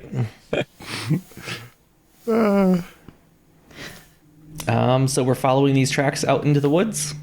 It's up to you guys which direction you follow first. I mean, it's probably towards the woods, right? That's where polar bears always hang out. Yeah, I would say the one from the woods, or from the the pig building towards the woods. Yeah. You're walking through the field. Perception check. Is this perception with eyes? Because I have an item that gives me advantage on perception checks with eyes. Used with eyes. Yes. Okay. Use your advantage. I'm going to cast guidance on him as well. Add Ooh, a nice. D4. Okay. I'm 18 gonna get plus 4. guidance on myself. 22. Okay, that's a pretty good roll, but can you beat my 30? What? Wait, And- how? Did you get a and- natural 20 or something? A natural 20 with a +6, and I had a D4 from guidance was a 4, so that's a 30 total. I perceive the face of God. Wing, you rolled a natural 20. Is that a bird? It's a bird. It's a plane. It's definitely a person floating in the middle of the sky. What? Okay. Do I see any like details, or does it just look like a silhouette of like a person in the sky floating? It looks like a mid-40s, red-haired, weathered, tanned man floating in midair. He's probably hundreds of feet up in the air, hardly a speck. Hey guys, do you also see a floating person, or is it just like the fumes from the pig feet that's messing with me? I'm glad you asked, because my item called the Eyes of Eagle allows me to make details on even extremely distant creatures and objects as small. So what do I see, DM? You can confirm mid-40s, red-haired, weathered, tanned man floating in midair, and you see that there are little wings on his boots. I want those. Cox bazooka, how badly you want those? What's the distance? How high is he up? Oh gosh, at least 800 feet. Oh, shoot. Oh, that's outside my range. That's outside my jumping range, too.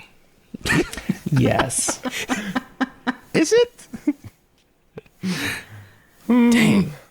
Wing, you can fly, correct? Excuse me? Because I'm a bird? Yes. I will not take that personally, but no, I cannot. Oh.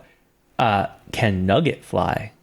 Well, technically, by the rules, actually you can at this level, but I'm choosing not to let him use his fly speed until a later level for specific reasons. So I'm going to say no. All right. 1 second.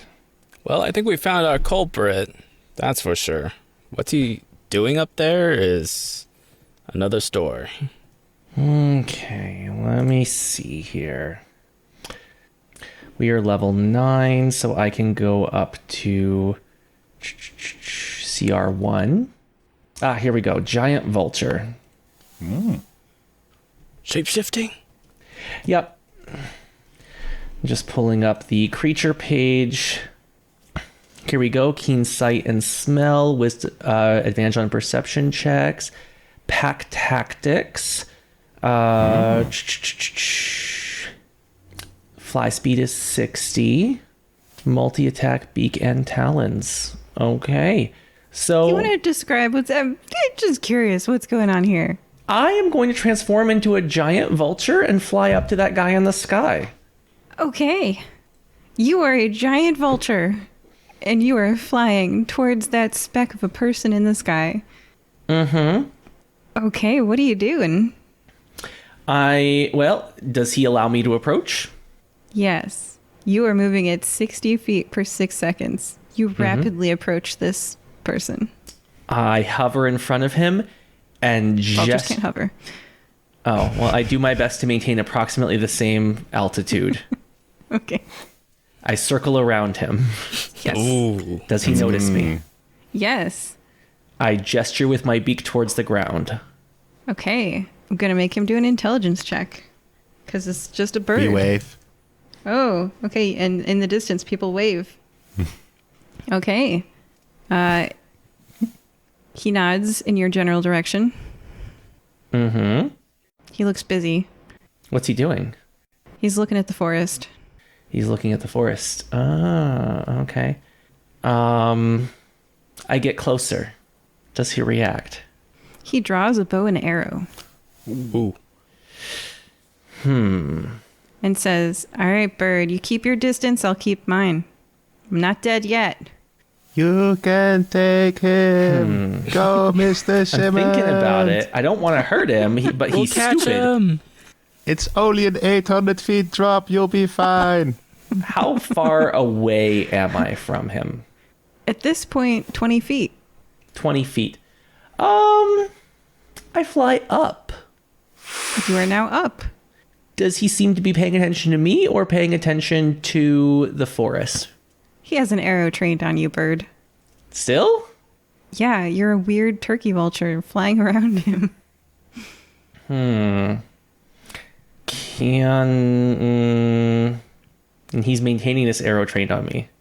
Yes, as I would. Have you seen the size of a turkey vulture? Oh, they're very large. And ugly. Like it's not like a thing you're like, "Oh, how cute, I want to pet it." You're like, "What?" Ugh. Okay. I go back to his level and dive towards the ground and then swoop back up and look him in the eye. As the DM, can I ask what your goal is? I just want to know. I'm trying to overcome his stupidity and make him realize that I'm not a regular bird and that I am saying get to the ground. Okay. He says to you, "Oh, some people over there. Got a bird doing weird stuff in front of me. I take it you're a druid. Cool. Jennifer sent you to find me?" I bob my head up and down. Yeah. Who you with? I again gesture towards the ground. Oh, that's not happening. Hey! And you guys can vaguely hear him. Like, you can shout to him. Hello. We're okay. Come on down. Get out of here! I pout. Oh, okay. I walk away. I slowly go back into the cornstalk, like the Homer Simpson meme. You're only a foot tall. It's just like... okay. All right. It's not safe. Go home. Pedestrians shouldn't be walking around here. Am I allowed to change shapes in wild shape? Wing, what do you think? I believe it's... that's a good question. If you either have to first use action to turn back. I think not, because you still have access to all your abilities, just not spellcasting. So I think probably if you just use another action to wild shape, you change in current shape to another shape. I think yes. Okay, so I'm allowed to use an action to change into another shape. Yes, with another use of your wild shape. Oh, yes, and I have multiple of those. I forget exactly how many. I would look it up and you can plummet out of the sky. Just become an octopus and grab him. How many? While this is happening, can I actually cut some corn and make a big pile in case they fall into that pile and maybe, cushion it. I don't know. Might be a Yes. safe landing. Okay. You're preparing like grass in a pile for cushioning. That's Yeah. nice. It's Make it like- twice between rests, and it's always twice between rests. Wild shapes. Okay, so yeah, 2 uses, and that doesn't count going back to my original form, correct? Yes. It does count that. Oh no. That's Okay. that's just ending. Okay. Getting stuck as a turkey vulture. That'd be funny. I am going Wild-shaped one to be. Yeah. I am going to go ahead as a turkey vulture. I'm going to dive bomb towards this person. And I will aim my claws at the boots. Oh. You're making me look up how much damage arrows do in 5th edition. Yeah, that's fine. I'll take some damage. Short bow 1d6, long bow 1d8. All right. I'm going longbow because I want to take out a turkey vulture. How much life does a turkey vulture have? 22. What? Okay. Yeah. CR1, right? CR1 is pretty good. Yeah, CR1, hit points 22. Armor class 10. Balpetor winger just on the ground with the arms spread out. Don't worry, it's only 800 feet. We catch you. The terminal velocity will not break our arms. Over here at this corn pile. I mean, as long as he doesn't kill me, I'm going to guide him safely to the ground. Okay. He hits you with 11 damage with the arrow because there's different types of arrows. 5e. So that, like, you're making me come up with this on the spur of the moment. So like, it's hard to say like what type of arrow would he had.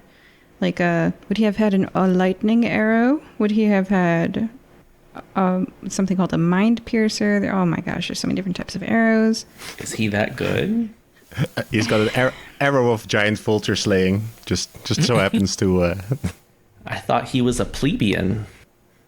You thought a cop had no... Okay, yeah, cool. See how long you Just last a on the cop. They're not streets. heroes. He's got flying boots. He's flying. He's not a Yeah, plebeian. you take 12 damage, and I guess you're on fire. Oh. All right, cool.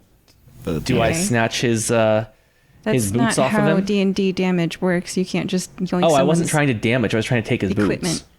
Okay. So in 5th edition D&D, I'm just going to ask Wings player, can you snatch equipment off of another person? There is a rule in the DMG for disarming. You could apply that if you want. It's a weapon attack or just an attack roll versus acrobatics or athletics. So basically a modified grapple that uses an attack roll instead of a athletics roll to disarm someone. 14 on the dice. So what is that against his to hit? Yeah, because mine's a D20 plus 4. Okay. Because talents. Okay. All right. I got a 12 plus 4 is 16. What did you roll? 14 on the dice, and it depends what his acrobatics is, which I don't have stats for him, but I'm saying like probably not more than a +3, so like 17. What did you get? I got a 16. Okay. All right. So he's going to hit you twice with a bow. You're going to drop out. I'm trying not to kill my player because you're going to tumble out of Balpetor. Thank you for the grass pile because as he's going to hit you with a second. Oh gosh, he's going to hit you with Is the he? second. Does he have time to hit me with a second arrow? Well, he hit you with the first arrow. He hit me with the first arrow. I'm at him now. What happened with the attack? Right, that was his reaction. Well, now it's his turn. Wait, why is it not my turn? Because that's how reactions work. He had a reaction prepared against you, Mr. Turkey Vulture, with his bow trained on you. And now it's his turn, right? That is how D&D works, right? Okay. Used his reaction. So, the Turkey Vulture attacks the flying man and tries to yoink the boot off. The acrobatics of the person and I didn't have stats for them, so I'm going to say that they were like a +3, so they got a 17. So you try to yoink their boot off. So I failed. The first one failed, and he hit you with his reaction, which was to hit you with an arrow. Okay. Now it's his turn, and he's going to try to. But wait. hit you with I was going to an say, arrow. because are we ignoring the fact that I have multi-attack, I have 2 claws to pull at these, and a beak attack in this? Okay, try your second claw. I mean, it's still your turn until you say it's not. Okay, cool. Because I have a plan for if I can't get the boots off. Does that mean he rolls in acrobatics every time? Yep. This disarming you and grappling is like special attacks that you can replace your normal attacks with special attacks basically. So this works. If you have 2 attacks, you can try it twice. Yep. Well, the other one didn't hit. That I rolled a 6 there, so that's a 10 to hit. I'm guessing he's going to beat that. Mm-hmm. Okay. In that case, I will cling on to him because we are within distance right now. And I am going to cling on to him and revert back to my 280-pound self. Oh my goodness. I mean that would likely be a grapple check though too. Yes, it would he's be. going to try to escape the grapple check. And I'm very confident in my ability to pass a grapple check. Okay, beat an 18. Okay. Well, actually, I mean, I rolled a 19 for this one. Ooh. And I do have I think I have quite a bit on this. Okay, so you are currently hugging this man. You're face to face. Your faces are 2 inches from one another. Yeah, and I have a +6 on my athletics. You guys are just holding on tight. Okay, so I'm holding on to him. Let me just look up the stats on winged boots. I'm just saying, I assume we're sinking at this point. No, you're not, because winged boots. When you wear these boots, you have a flying speed equal to your walking speed. You can use these boots to fly for up to 4 hours, all at once or in several shorter flights. Each one, blah, blah, blah, blah, blah, blah, blah, blah, blah, blah, blah. There's no weight limit. Oh, interesting. All right, so yeah, now I'm just clinging to him. All right, y'all are having a real close moment. And yeah, we are. He's like, who the heck are you? Because you're kissing him right now. Yeah. And I say, we're on your side. Who are you? We are the fire-breathing kittens. We were sent here to figure out what happened. And I'm guessing from your reaction that you did not steal those pigs. Fire-breathing kittens? Geez, why not just burn the whole place down? Well, we tried. Wing raised a hand. Okay, all right. I love the uncomfortable tension of you like hugging him and this like stalemate here where you're gonna talk this out. So yeah, he's gonna say, "You're wasting your time. I have no intention of going back into custody. They'll lock me up and throw away the key unless I can prove my innocence." Well, we could always help you prove your innocence. There's just too much you don't know. So tell me. We've got time. I stroke his cheek. Oh, okay. Yes. He's gonna... Do you want us to go away? It seems like you're having a private moment. Me and Balpetor, we will avert our eyes. He rolled again. He did not throw you off. And you can talk to him one more time before he rolls again. Look, all I'm saying is we are here to help. You should definitely come and work with us so that we can get to the bottom of this and prove your innocence and clear your name. Because otherwise you're a fugitive. Something tells me cops don't like to be fugitives. I don't need your help. You're the fire-breathing kittens? Could you even help if you tried? Dude, we're adventurers. Like, it doesn't get any better than this. He rolls again. Wing and Balpetor. You can shout up to him. Do you have any questions to ask? And he's rolling, by the way. He keeps rolling. He keeps rolling. I'm waiting for that natural 20. I'm waiting for it. Can we hear their conversation from the distance? Sound travels pretty well up and Sure. Okay.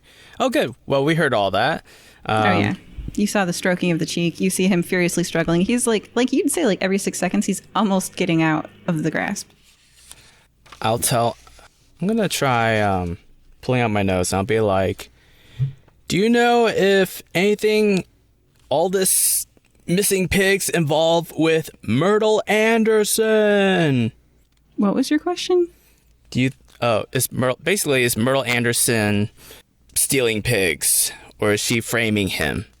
She's not stealing pigs and she's not framing me. Y'all really need to, like, you're wasting your time. All right, look, I didn't steal a herd of pigs. Myrtle didn't steal a herd of pigs. I didn't kill Myrtle. You really don't know what's happening here. She called me out here to look into something weird for her. But by the time I got here, I think it was too late. Look, if you know what's good for you, go home, kittens. I have things to investigate. Don't waste your energy following me. I'll lose you. I guarantee it. And please, acrobatics check. He's like struggling furiously. Struggling furiously. There we go. Natural 20. Yeah, that's fine. And he throws Simmond the kind. Oh no, off he of doesn't. Him just by a little bit. Natural 20. Yes, he does. That's how that works. No. I mean, we're gonna take him down now. We're done playing nice. He's 800 feet in the air. Oh yeah. That's fine. And you're now no longer on him. So the bigger question is, what do you do? I suspect we're gonna be doing another water sphere. Let me just pull that up. You're currently 800 feet in the air. Oh, that's fine. I can always just turn right back into a bird. Also, falling speed is 300 feet per round, so you instantly fall 300 feet. You are 300 feet away. Wait, my round is not over. I'm reading. Give me a second, people. I am not 300 feet away. Right as he throws me off. Let me see here. I mean, that sounds like a reaction. Yes, a reaction to being thrown off. Yes. That's what I'm talking about. Oh, yes, here we go. I'm going to cast Watery Sphere again. We are both of us engulfed in a 5-foot radius sphere of water.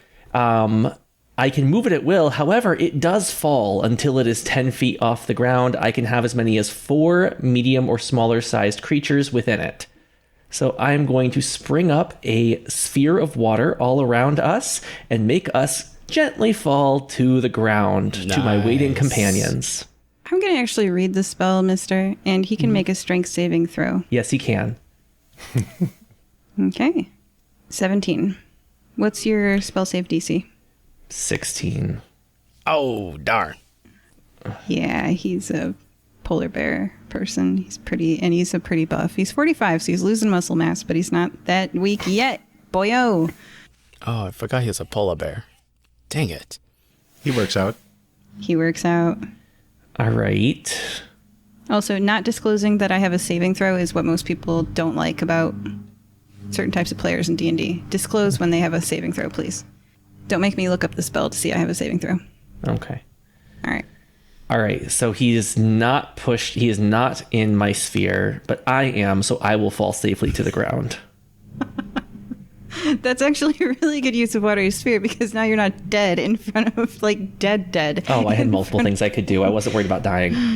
Yeah, we could always just bring your soul back as a flower, right? Been ugly. To the people who don't understand, that's from the episode... Gosh, what was that? Oh, I thought you were referencing the fact that I have already been brought back from the dead. Yeah, that's from the episode... I mean, you're a druid. You will just be, compost, which is a form of life. So, circle of life. Druids can't actually die, I guess. That was the one with all the emojis. Oh, one sec. Mr. Balpetor, are they done kissing? And if you look, you see that Wing is holding Nugget's eyes shut and Nugget is holding Wing's eyes shut. All dogs go to changeling heaven. That was it, right? All dogs go to changeling heaven? Yeah. All right, so after a furious grapple where you got very close to him, you know the shape of his arms.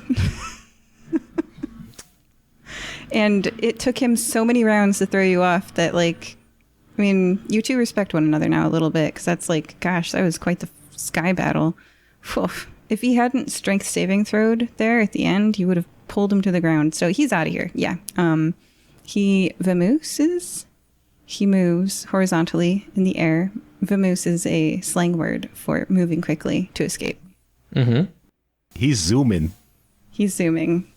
Now I want to make up words and teach them to Wings player. All right. So that one's real, I promise. Okay. All right, so yeah, that was crazy. You almost captured him where capture would have resulted in an unsatisfactory ending to this story. So I genuinely tried not to get captured, but woof. All right. So where's he flying to? The fugitive escapes. Where's he flying? He's flying? Yeah, over the forest. Superman? Oh, okay. Oh. Which is where he was looking. Dang. Well, first I go to Simmond and I'll be like, everything all right there? Oh, yeah, I'm fine. He lands in a ball of water on the ground after having clinging to a person in the sky. All right, and I think I'm gonna cast a healing spell on Simmond. Oh, no. When I shift back from wild shape, like... Oh, it was temporary. Exactly. All that happens if you take damage in wild shape is that if you hit 0, you revert back to your own shape. Oh, you're fine then. Yeah, I'm fine. I just come to Simmond and massage his shoulders. Great job. Thanks. Okay, so the authority figure said we could go home, so I guess we're done here, right? I don't think so. We haven't really done anything yet.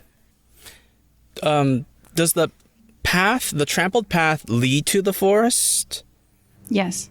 Okay, how about we track through the forest then?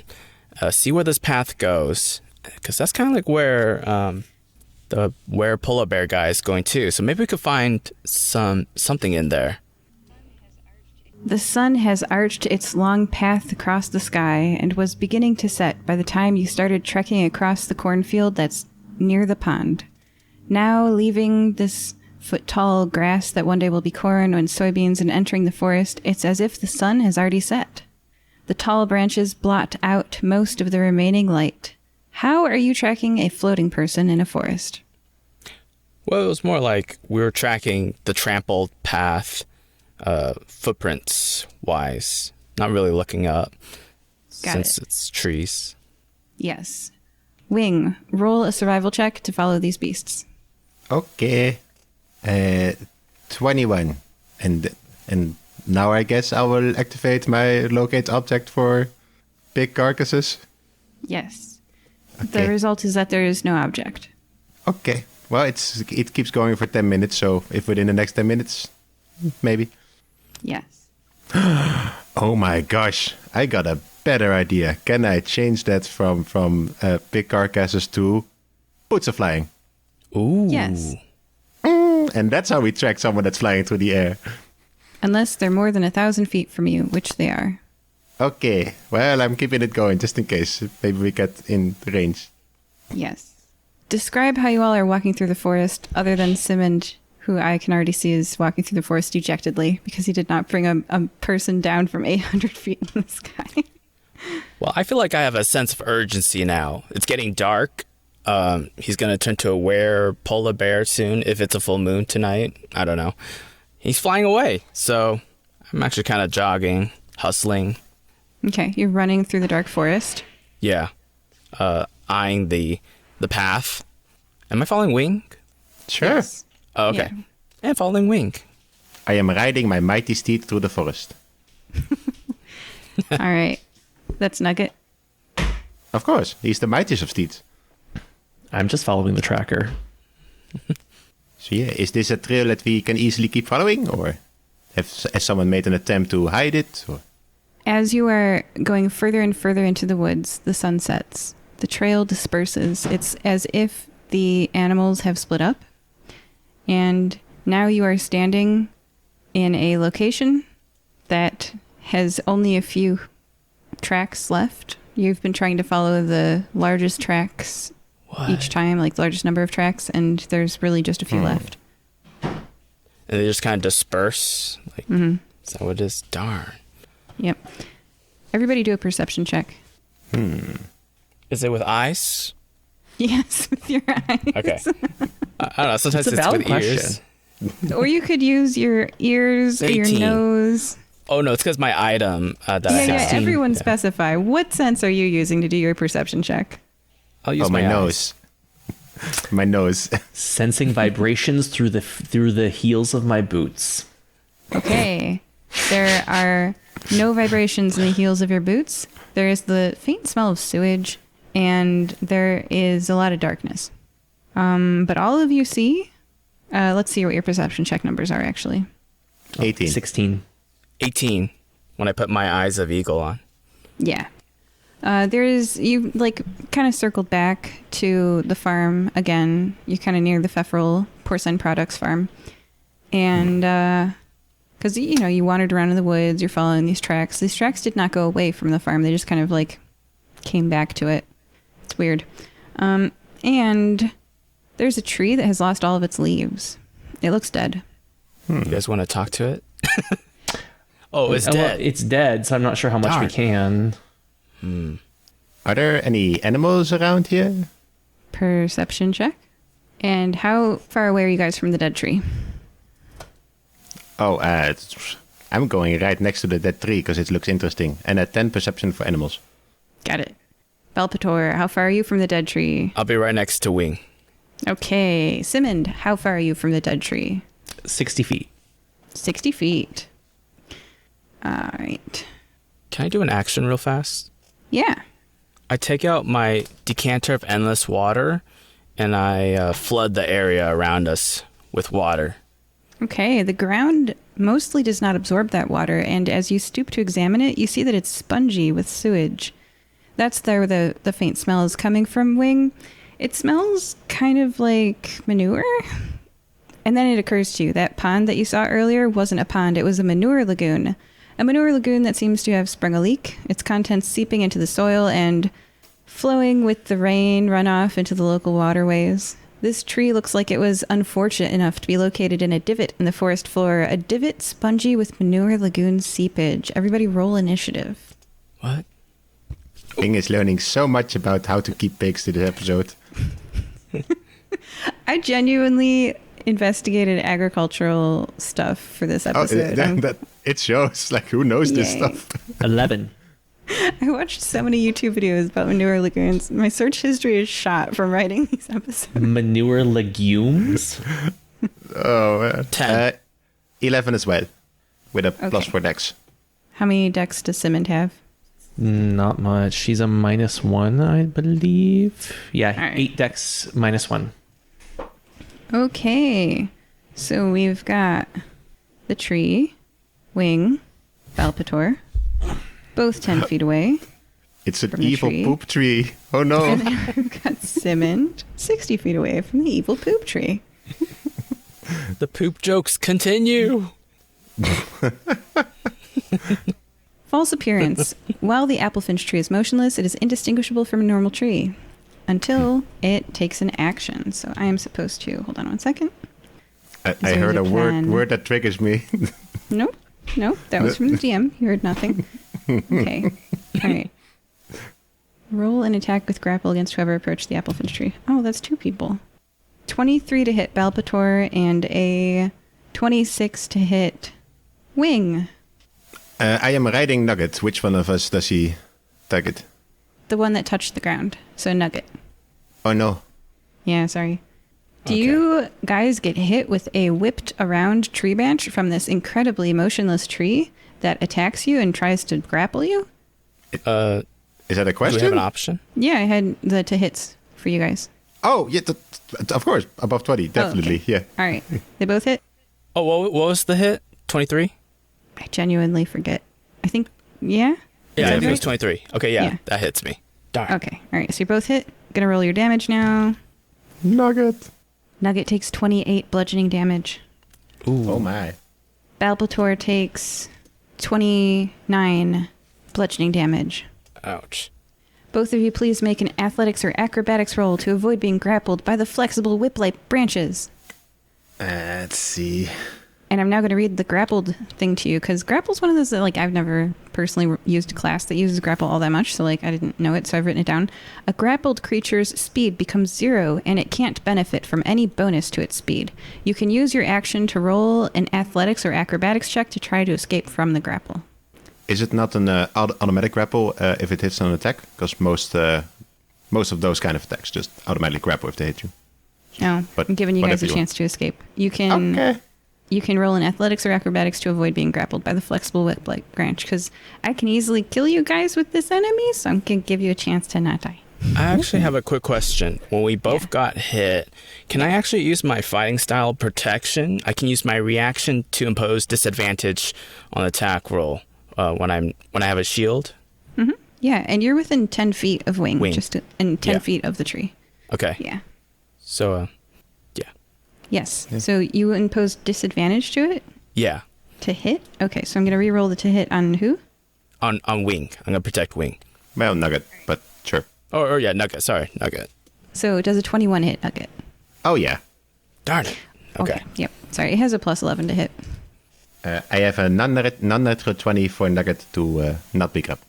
Okay, Nugget is, what is this? I have to roll a athletics or acrobatics. Okay, so it has a +7 to that, so 7 plus 16.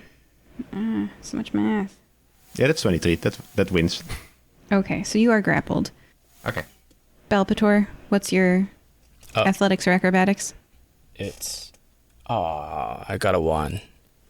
You're also grappled. Okay, so here's the situation, Simmond. Mm-hmm. You're still mad about how you couldn't drag that guy out of the air earlier. And these two are grappled. But we followed the rules. That's the most important thing. Always follow the rules. Yeah. He was like, he pushed you off him. You cast a spell. He passed his strength saving throw. I know. Okay. All right. But you held him close to your heart for good 2 minutes there because he went through so many rolls. Oh my gosh, to push you off finally. Anyway, so you're very strong and you got a hug today. Really. It's a great day. And here and now, right? Simmond does not dwell in the past. He's got too much of it. Oh my. It's true. He memory dumps. So these two are grappled. The tree is here. It's alive. It's very clearly evil. Yeah.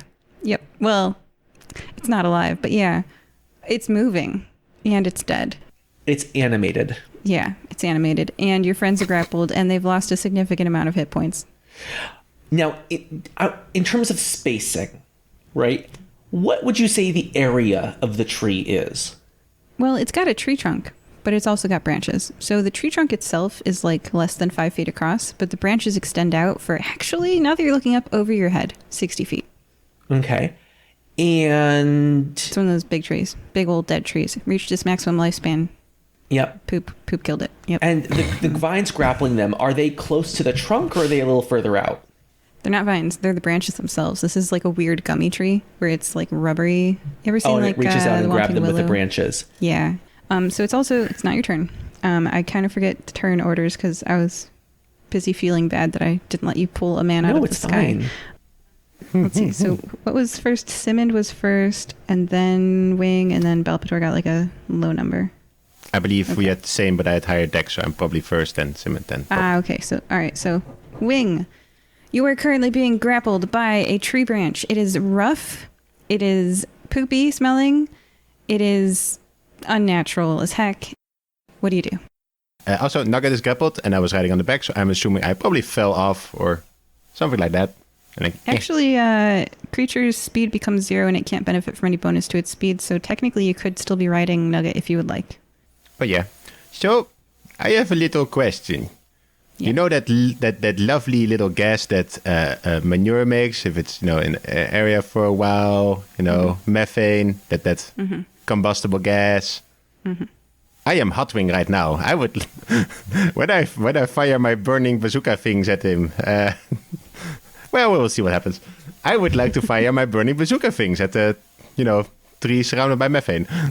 At this dry, flammable tree surrounded by methane. Yeah. Yes. Power of fire, flow through me. So I will take 2 attacks with my giant bazooka. Yep. And everybody, please pre-roll your first rounds of damage dealing. This is a huge undead plant neutral evil. Its goal is to rip creatures apart to create its own fertilizer as it desperately craves life. Its armor class is 13. All right. So I have a 29 and a 22 to hit. Those hit. All right. Nice. Let Nugget go. Your bazooka fires. What does your bazooka look like? It's a large dragon cannon. I will, at one point, you will know exactly what it looks like. It's in the works. All right. I'm rolling my damage. It's plus 30 damage total, of which 9 is fire. Ooh, I also add another d6 from Nugget. So that's 34 damage, of which... Okay, tell me the damage types, because they matter. It was 13 fire, that's probably most important, and 21 piercing. Yes, there it is. 13 fire, 21 piercing. Both magical. You would say that it looks like your piercing didn't do much. The bark kind of comes off a little bit, but that's about it. And that fire damage, though, wow, that was effective. Not only did you blow that tree limb off the tree entirely, but the pieces that fell to the ground are on fire. Very nice. With my bonus action, so Nugget is being grappled by one of the tree branches, correct? Yes. He would like to try and bite the tree branches that is holding him. Attack the tree branches, if I may. Yes. Alright. Let's go, Nugget. 17 to hit. The AC is 13. You hit. Oh, wow. That's... Alright. It's a tree. It doesn't really dodge. It's also kind of dead, so not so good at the dodging. Alright, so that's 7 piercing damage and 5 fire damage. You'd say the piercing damage doesn't really do much, but the fire damage does so much. Say like twice as much damage. I've kept track of the hit points, and smoldering is how I would describe where that fire hit the tree. After Wing's turn, Simmond, yes. You are currently 60 feet away from the tree trunk, but you do see branches overhead. And those branches extend out how far from the trunk? 60 feet. 60 feet. Okay. I am going to create a magical bonfire. It's a cantrip. Deals 2d8 fire damage per turn. It'll deal it on my turn, and there is a saving throw, and it will deal it every turn that the creature remains within range of the bonfire. I pre-rolled. I did five fire damage, okay. Assuming that this thing does not pass a dexterity saving throw. It does not pass a dexterity saving throw. It is a tree. It has a speed of 0. Okay, so it will take 5 fire damage on this turn and then every single one of its turns. Noted. You would say it was more like 10 because it's like really susceptible to fire. Yeah, 10 fire damage. Yeah. Yeah, and also, I will retreat 30 feet. Yeah, you're retreating 30 feet? Okay, I was like, you're currently in the range smart. of whomping willow branches. Okay, all right. Yeah. So you are 90 feet away from this tree. Perfect. Yes. Wing, did you move away from Nugget, or are you also still 10 feet away from the... I am still in the back of Nugget. I will not leave behind my friend. Of course, Balpetor. You are 10 feet away from the tree and within 10 feet of Wing and the grappled Nugget. You are yourself grappled. Your speed is 0. You can't benefit from any bonuses to your speed, and you can use your action to roll another athletics or acrobatics check to try to escape from the grapple if you would like. You can also try to kill the tree. What do? Oh, the tree's already dead. Oh. Also, the ground is spongy with poop. It's a really great day. It's wonderful. So glad you came. So this is an undead tree, right? Yes. In fact, it smells really bad as well. So you smell the bad of the poop, and you smell the bad of the undead. It's a paladin rough time. Wonderful. Okay, I'm gonna do Peerless Athlete, which is my channel divinity. As a bonus action, I can use my channel divinity to augment my athleticism. For the next 10 minutes, I have advantage on strength, athletics, and dexterity acrobatics checks. Very wise. And I can also carry, push, drag, and lift twice as much as weight as normal.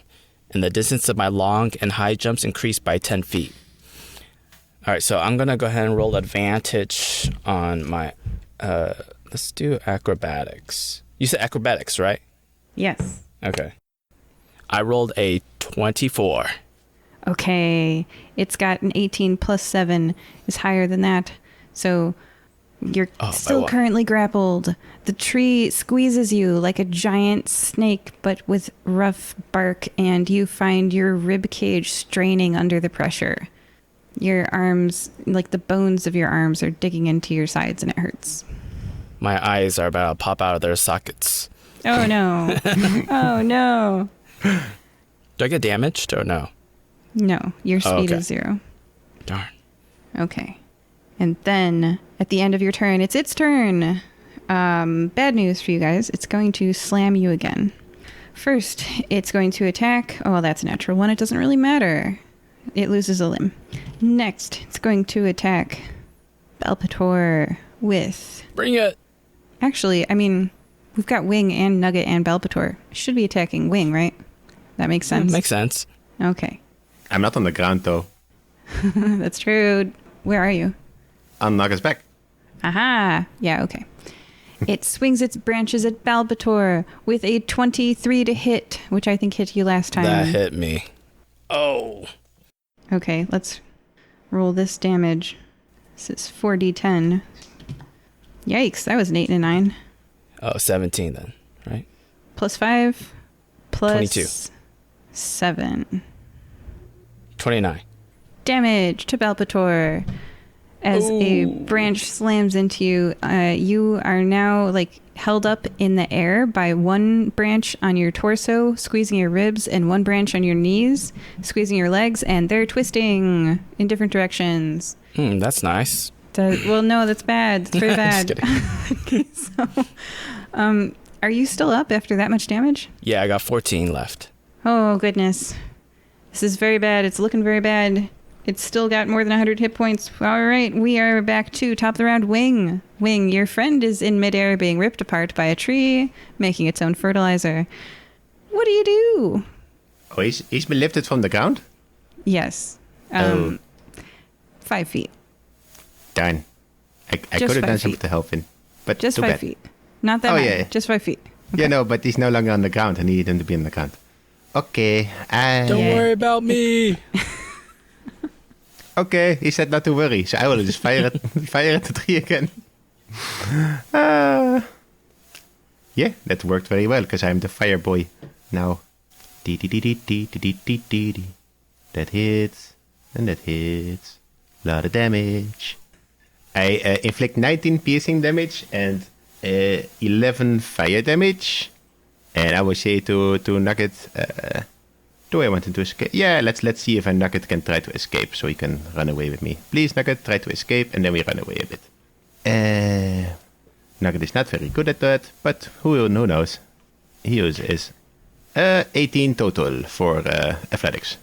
Gonna roll on the dice. That's a 4 plus 7 is 11. Nugget is free.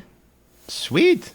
Okay, Nugget will use his now regained speed of 40 feet to move not total 40 but 30 feet away. So we're still within at least 30 feet of Mr. Balpetor. Noted. And I also noted that you did fire damage, which was twice as effective as a tree that is all dry and crusty. And its piercing damage, you'd say, did half. Yes. How far away do you move? Away from the tree, but I remain within 30 feet of Mr. Balpetor. So it's about a 30 feet move. Nice. Okay, let's say you're 40 feet from the tree, which means you're still in its attack range, just to let you know. That's fine. Simmond, it's your turn. You are 90 feet away from the tree. Balpetor is 10 feet away from the tree and 5 feet up off the ground as he's held by 2 different branches, one at the torso and one at the legs. They're trying to rip him apart. And Wing is 40 feet away from the tree, riding Nugget, who is just freed from the branches. Gotcha. And you already have the further fire damage you took from my bonfire, correct? The tree takes... How much is that? It's 2d8, so average of 8-ish. 16 damage. Okay. It I'm burns also, a little. Ooh, nice. I'm going to go ahead and cast lightning. Call lightning. I'm going to read that to you here. I'm going to let you know it has 102 hit points and it takes twice as much damage from fire and electricity. And It sells radiant. 102? And damage dealt by iron. Yeah. Oh, we can take him. Well, in that case, I'm going to cast polymorph. On the tree? Can I not? Read the spell polymorph. A creature you can see within range is the target. This spell transforms a creature that you can see within range into a new form. An unwilling creature must make a wisdom saving throw to avoid the effect. Here, let me make a wisdom saving throw. 3. It's a tree. Okay. Yeah. I looked up the awakened tree stats and I based like what was the strongest one on that. So wisdom is +0. You know I can make those, right? Did you make this tree? Everyone looks at you suspiciously. No, it takes 8 hours to make a tree, but I can. You need a tree friend. So I'm going to at the end of the episode. I'll have it for next time. But I am going to go ahead and cast polymorph, and I will transform this thing into a little thistle plant. Yes. Can you transform it into a plant? I can I think transform it. you must transform it into a creature, right? Oh, yeah, and it beast of challenge rating something. Oh, can I transform it into a jellyfish? Yes. Okay. It's not gonna be a big jellyfish, right? It is now a jellyfish, Okay. Its name is Martha. and it is sitting on the ground. I don't know if you've seen a jellyfish on the ground. It doesn't do well. It's not on the ground. It's in a fire. Oh, okay. Uh-oh. But now that it's transformed, everyone is clear of it, correct? Yes. I say, run! Fair enough. Okay. That was Simmond's turn. Now it's Balpetor's turn. You were midair, being like boa constrictor strangled by this rough tree branch. It wasn't fun. But now you escape becoming fertilizer because a jellyfish flopped into a bonfire. And the Martha was a reference to a previous episode, Slime and Steel. Keep going. So, what do you do? Well, I stare at the jellyfish, and I hear Simmond shouting, "Run!" But as a glorious paladin, I do not run. I make a tactical retreat.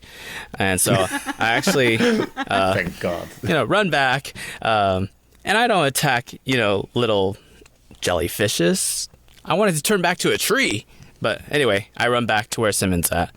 I don't know. Is he like 100 feet away? Yeah. What's your movement? 30 plus 10, which is my aura of alacrity, so 40. Absolutely. So you were 10, you move 40, you move 40 again. Now you are 90 feet away with Simmond. Yeah. All right. At the end of Balpetor's turn, before Wing and Nugget have a chance to escape, you're still 40 feet away. It's now... I forgot. Do I have an action? Well, no, you move twice. You moved and then you downgraded your action to movement to dash. That's fine then. Okay, I'm done. To get 90 feet. Yeah. Yeah. And then Wing's turn. Well, so between Balpetor and Wing is the tree. And the tree is currently a jellyfish. And the jellyfish is currently in a bonfire. And the thing about polymorph is, go ahead and read it, Simmond, what happens? When it goes to 0 damage, it becomes a tree again. Yeah. Oh, yeah. So that's why I said run. It can't move. But it is damaged a little bit. Does the damage carry over to its original form? Jellyfish? Yes. Yeah. So weirdly, it takes less damage from the bonfire this turn because it was damaged as a jellyfish, which is not doubly damaged by fire. Okay. It's actually half damaged.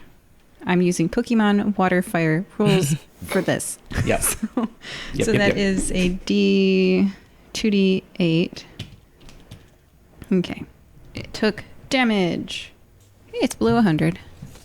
All right. It's now the tree's turn. It cannot hit Simmond or Balpetor because you are both 90 feet away. It can hit Wing because you are 40 feet away, and Nugget. However, a tree has roots, and this thing has a bunch of above ground structures. So what actually pops into existence is not a tree. It is a tree plus all the roots that were underground, above ground, because the jellyfish was above ground. Its center of mass has shifted. Okay, so it's shifted back into tree form now. It's tree form, but all of it is above the ground because the jellyfish was above the ground. And so what's actually happening to Wing is that the huge suction of the lack of tree under the ground is causing an instant sinkhole. And then he's going to get crushed by the weight of a giant tree that's falling over onto him. So that's what's actually going down. I'm still going to roll the to hit and damage because I've done the balancing on this battle math, but that's what you're visualizing. Oh. Oof, that was a 22 to hit. Would I get a dexterity saving throw to, Well, it's all of the ground. It's like the ground for 60 feet, so the whole ground sunk. Yeah, no, Is he I can still on move from my Nugget? spot, but I can, kind of keep going up into the sinking thing, like jump from, video game, jump from rock to rock, but stay in the same place, but Sure. with ground. All right, and I'll only roll one attack against you if you pass your dexterity saving throw. Oh, sure. All right. Well, we'll say it's Nugget's dexterity saving throw, because he's the one who does the movement. Let's go, Nugget. Ooh, let's go, Nugget. 24. Yeah, that passes. So you are jumping up on the branches of the tree as it falls on top of you. We're fine. You're fine. We're fine. So you only take one attack because you've dodged the tree falling on you. And that attack is a 23 to hit. Does that hit you? Me or Nugget? You. Wing. Ooh, yeah, that hits. Okay. I'm going to roll the damage. 37 damage. Wow. Ooh. That was nearly maximum damage. This is bad. You guys are not going to survive. Uh-oh. I'm fine. Okay, I'm glad.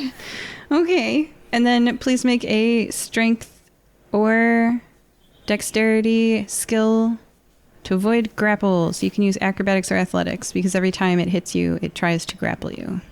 Oh, I'm more than happy to use my plus 12 acrobatics for this. Wow. I've come from a circus. I'm acrobatic. Yeah. 25. Oh my goodness, you're not grappled. All right. Nice. See, we're fine. At the end of the tree's turn, it's Wing's turn. Wing, you are 40 feet away from the center of the tree. The center of the tree is now sideways as the whole tree is toppling over. I can assume his area of attack is 60 feet around it, right? Because that's the range of his branches and stuff. Well, now we've made it an oval because there's roots. Does that change his maximum range of attacking me? Yes. The tree now has roots that it can attack people with. Okay. Can I see how far away from the edge of the roots I am? A nugget? 30 feet. Oh, we're fine. All right. 2 shots from bazooka with fire. Pew. Pew. So that's, let's see, 26 piercing and 12 fire damage. That's a lot of damage. Wow, the tree is below 50 hit points. The fire really burned it. And I will use my bonus action to command Nugget to move 40 feet away from the tree, so we're outside his reach, and use the dodge action. Excellent. Good job, Nugget, dodging the attack of opportunity. All 3 of you are now outside of the range of the tree. The tree has a bonfire at its base, and if you do nothing, the tree will burn to ashes. All right. There's fire going in the background, so picture that sound. What are y'all doing? Oh, and night has fallen. I think we are continuing to try to find these pigs. No, like post-battle chat? Okay, all right, never mind. I will start the next content. I'm just imagining us like walking away with our backs to the tree while it's burning in the background, like, Power Rangers walking away from explosion. Yeah. There you go. All right. Cyrus Miller, the cop on the run, floats overhead, warily looking at Simmond, not wanting another bear hug. Arr, arr, arr. What do you think you're doing? He yells to you, specifically at Simmond. He has a grudge against you for some reason. You're making way too much noise. Get out of here. They're coming. Who's coming?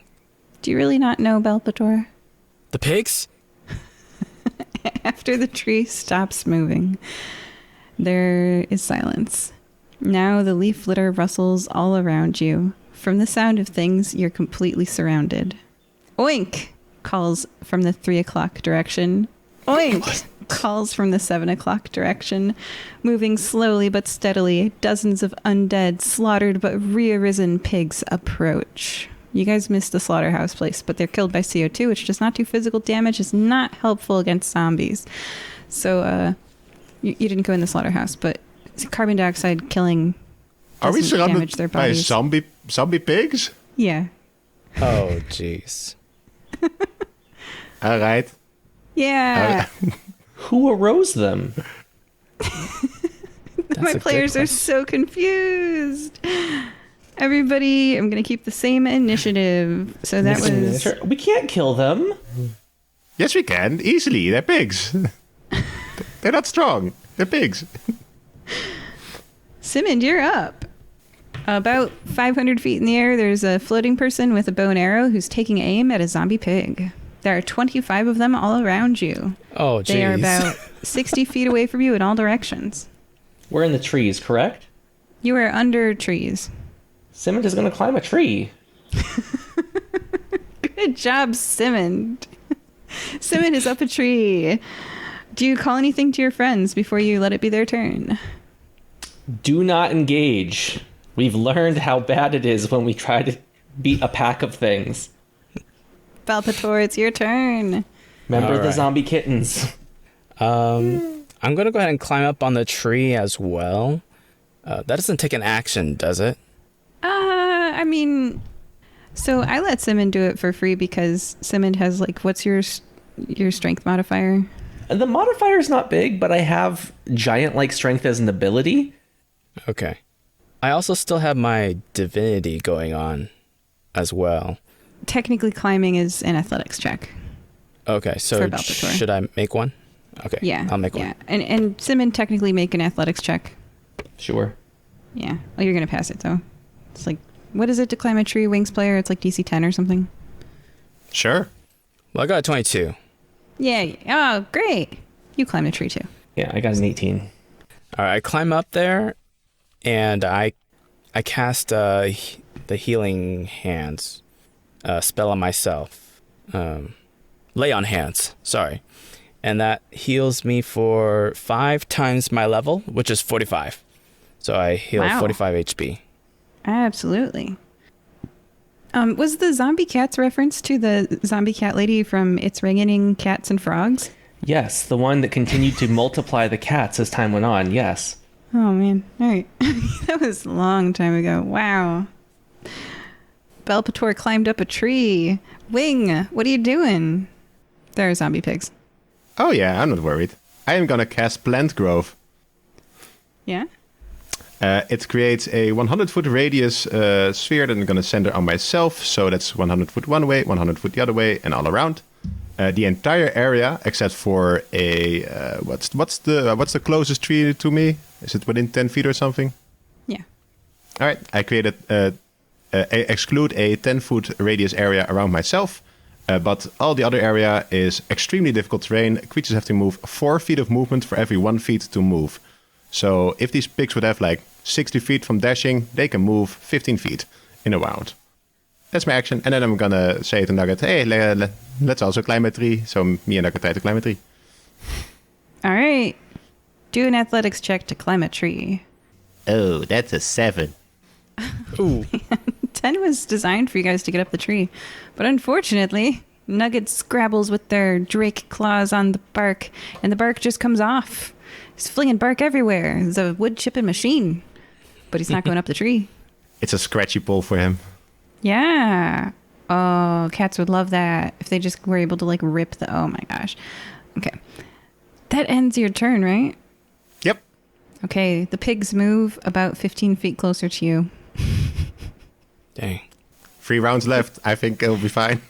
You'll probably be okay. And an arrow flies out and catches one of the pigs on fire. It makes a squeal and falls over. Bacon. Unfortunately, it just looks like a normal pig when it dies. But as its blood oozes out, because, you know, the arrow hit it, there is a slight glitter to its blood. And that is Cyrus's turn. Next up, it's Simmond. Simmond, you're up a tree. The pigs are approaching about a quarter of the speed that they would normally. Cyrus is shooting at them, but when they're getting shot at, they just kind of look like normal pigs when they die. What do you do? Except that their blood is glittery. What are you doing? I mean, I guess I'll help kill some pigs from the safety of up in the tree. Might as well. I'll go ahead and cast a Vine Whip. Or Thorn Whip. 2d6 damage. Just to let you know, each pig has 20 hit points. Oh. Well, I dealt 8 damage to one of them. All right, that pig is damaged. It moves with a jerky and uneven gait in your direction Okay. at about a quarter speed. Is that the end of your turn? Mm-hmm. What do you say to your friends? Well, we found the pigs. Let's wait it out. We'll see what Cyrus wants to do. You guys want to do some puzzle solving? Would you like to solve for the word? Ooh. The word? It's a game show reference. There's a game show and they slowly reveal letters and they're like, I'd like to solve for the word. I'm going to go ahead and guess that our missing manager is a necromancer. No, I knew her well. There's no chance she was. Is it Cyrus said that? Yeah. Well, where is she? Where is anybody who goes missing around pigs? Oh, no. You think they ate her? I think they ate that whole barn of pigs. Oh, This is like one of those stalls worth of pigs. And there's a whole Ew. barn of pigs mixing. oh. Well, that's unfortunate. Pigs be pigs. Okay. So I guess we'll have to just Exterminate the pigs, huh? If you do that, I'm going to jail. I'm not letting you kill these pigs. He's killing the pigs. I'm trying to... He looks frustrated. I don't know. I'm just a cop. I'm not... Don't know what to do. This is why I said you should work with us. They're dangerous. What do I do? Ideas? We alert the authorities. We go and get them and bring them here. I am the authorities. Not right now, you're not. You're a fugitive. All right. Simmond. We're going to end your turn. Yep. Balpetor, do you want to do anything? Yep.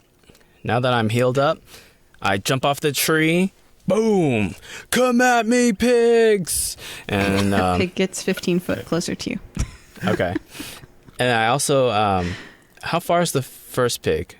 40 feet from you. 40 feet? Oh. I guess I'll And just it's wait. really difficult terrain. Yeah. Okay, I'm going to cast Shield of Faith on me. Grants +2 bonus to my armor class for 10 minutes. And I'll just wait for them to come at me. Okay. Well, that's actually my Alright. bonus action, so I have an action left. I think I'll also cast Guiding Bolt on the nearest pig. Yeah? Yeah. And Flash strikes. On a hit, the target takes 4d6 radiant damage. And the next roll made against this target before the end of your next turn has advantage. So I just hit the closest pig. All right, how much damage? That's going to be... Oh, yeah. 17. Wow. Wing, what do you do? I'm making bacon. All right. Yeah, I was gonna fire at these things. I'm assuming 16 and higher hits. They have an AC of 8. All right. One of them takes 21 damage, and the second attack hits another one for 13 damage. And Nugget's gonna once again try to climb the tree. We're down to 22 pigs. Go ahead and try to climb that tree. Exactly 10. Hey, you climbed the tree. And I shout down to Balpetor, "You got this! Glorious big combat! Backline support!" All right, well, you are surrounded by 6 pigs, Balpetor. Maybe they're only 20 feet from you? Yeah, okay, they can't do anything to you this turn. There's pigs really close to you. They can't reach you. Okay. Okay. Cyrus shoots another pig. We're down to 21 pigs. Simmond, we're back to you. Okay, Pigs are about 20 feet away now. Are we gonna sit here until we can? Because they can't climb trees, correct? Correct. Okay. Are we gonna sit here and keep killing them until they're all dead? Bacon. Okay. I mean, okay, I am gonna start lighting bonfires around, not touching the tree that we're climbing. Yeah, you don't even have to describe it. Just general party assess. Are you guys going to kill all these pigs by climbing up in a tree or floating, as the Cyrus Miller demonstration has shown you? Being up off the ground, pigs can't hurt you. Are you going to kill all the pigs? I think we have to. They're zombies. Agreed. Bacon. There's 1 pig left. Ooh, we can capture it and talk to it. Can I put it in my bag of holding? Yes, pigs apparently fit in there. Yeah. What is in your bag of holding? Not much, really. I don't think I really have anything in there right now. List everything in there. I can't think of a single thing in it. I can't think of anything that my character could not already hold. Okay. All right. Just to let you know, it's now a bag of devouring by a zombie pig. What does that mean? Anything you put in the bag gets eaten by the pig. Oh, okay. Well, I'm just because this thing doesn't need to breathe. It's a zombie, so this is our evidence. But it's a ravenous zombie pig inside your bag of holding, so now it's a bag of devouring. All right. So now I'm gonna call up to Cyrus and say, "We got the evidence. Let's go talk to Jennifer." All right, and that concludes our adventure. You kept 1 pig for evidence. I got a Size. question. Yeah, I also have a pig in my bag, like normal pig. it's a dead pig. Yeah. Okay, I got a dead pig in my bag. All right, that's look, okay. look inside your bag.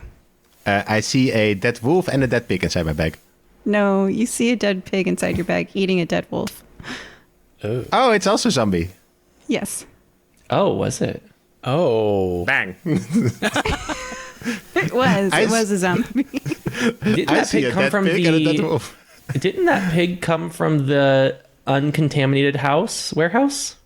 Yep. You guys want to solve the puzzle? So they're all zombie pigs. Yeah. They were all infected by the dust. Cyrus sighs. Yeah, that really brings it all together. It all makes sense now. Myrtle must have messaged me after seeing one of the slaughtered pigs reanimate. But they kill them in big batches, so I didn't make it here in time. These pigs got slaughtered and then lost their docility when they lost their pigness and became zombies. Applefinch, they've been calling them word on the street.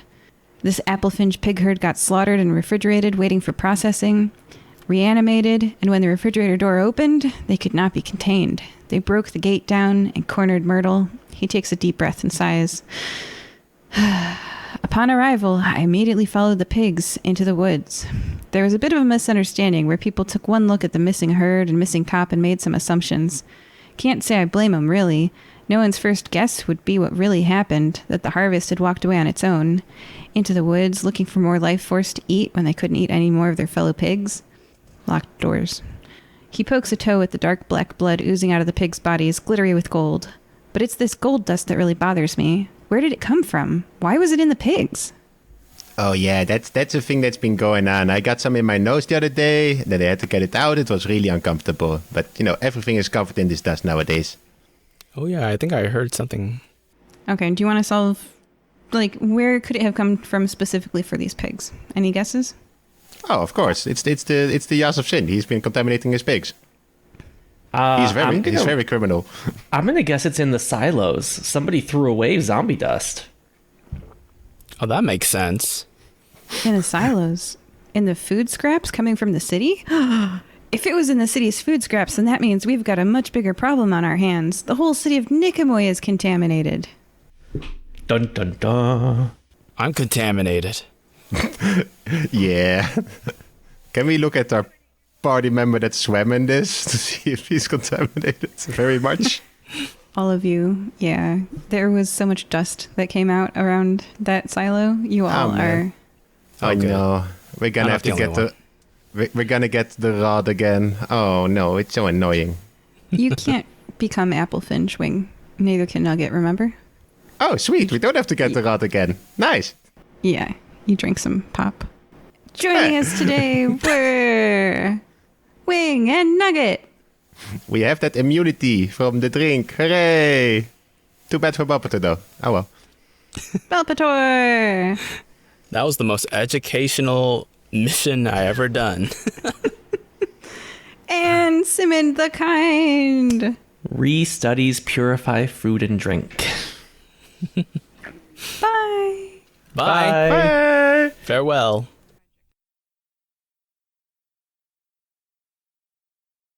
Are you into top 10 lists? Hi, I'm Nick. I'm Brandon. We're the hosts of the Tennis Podcast, a comedy and edutainment podcast covering a new top tennis list every week, such as the top 10 most popular 90s songs on Spotify, The deadliest animals, the worst U.S. presidents, the leading causes of death, best-selling video game franchises. the most common murder methods. Okay, are you going to give one that isn't about death? If you listen to this podcast, there's a good chance you will die.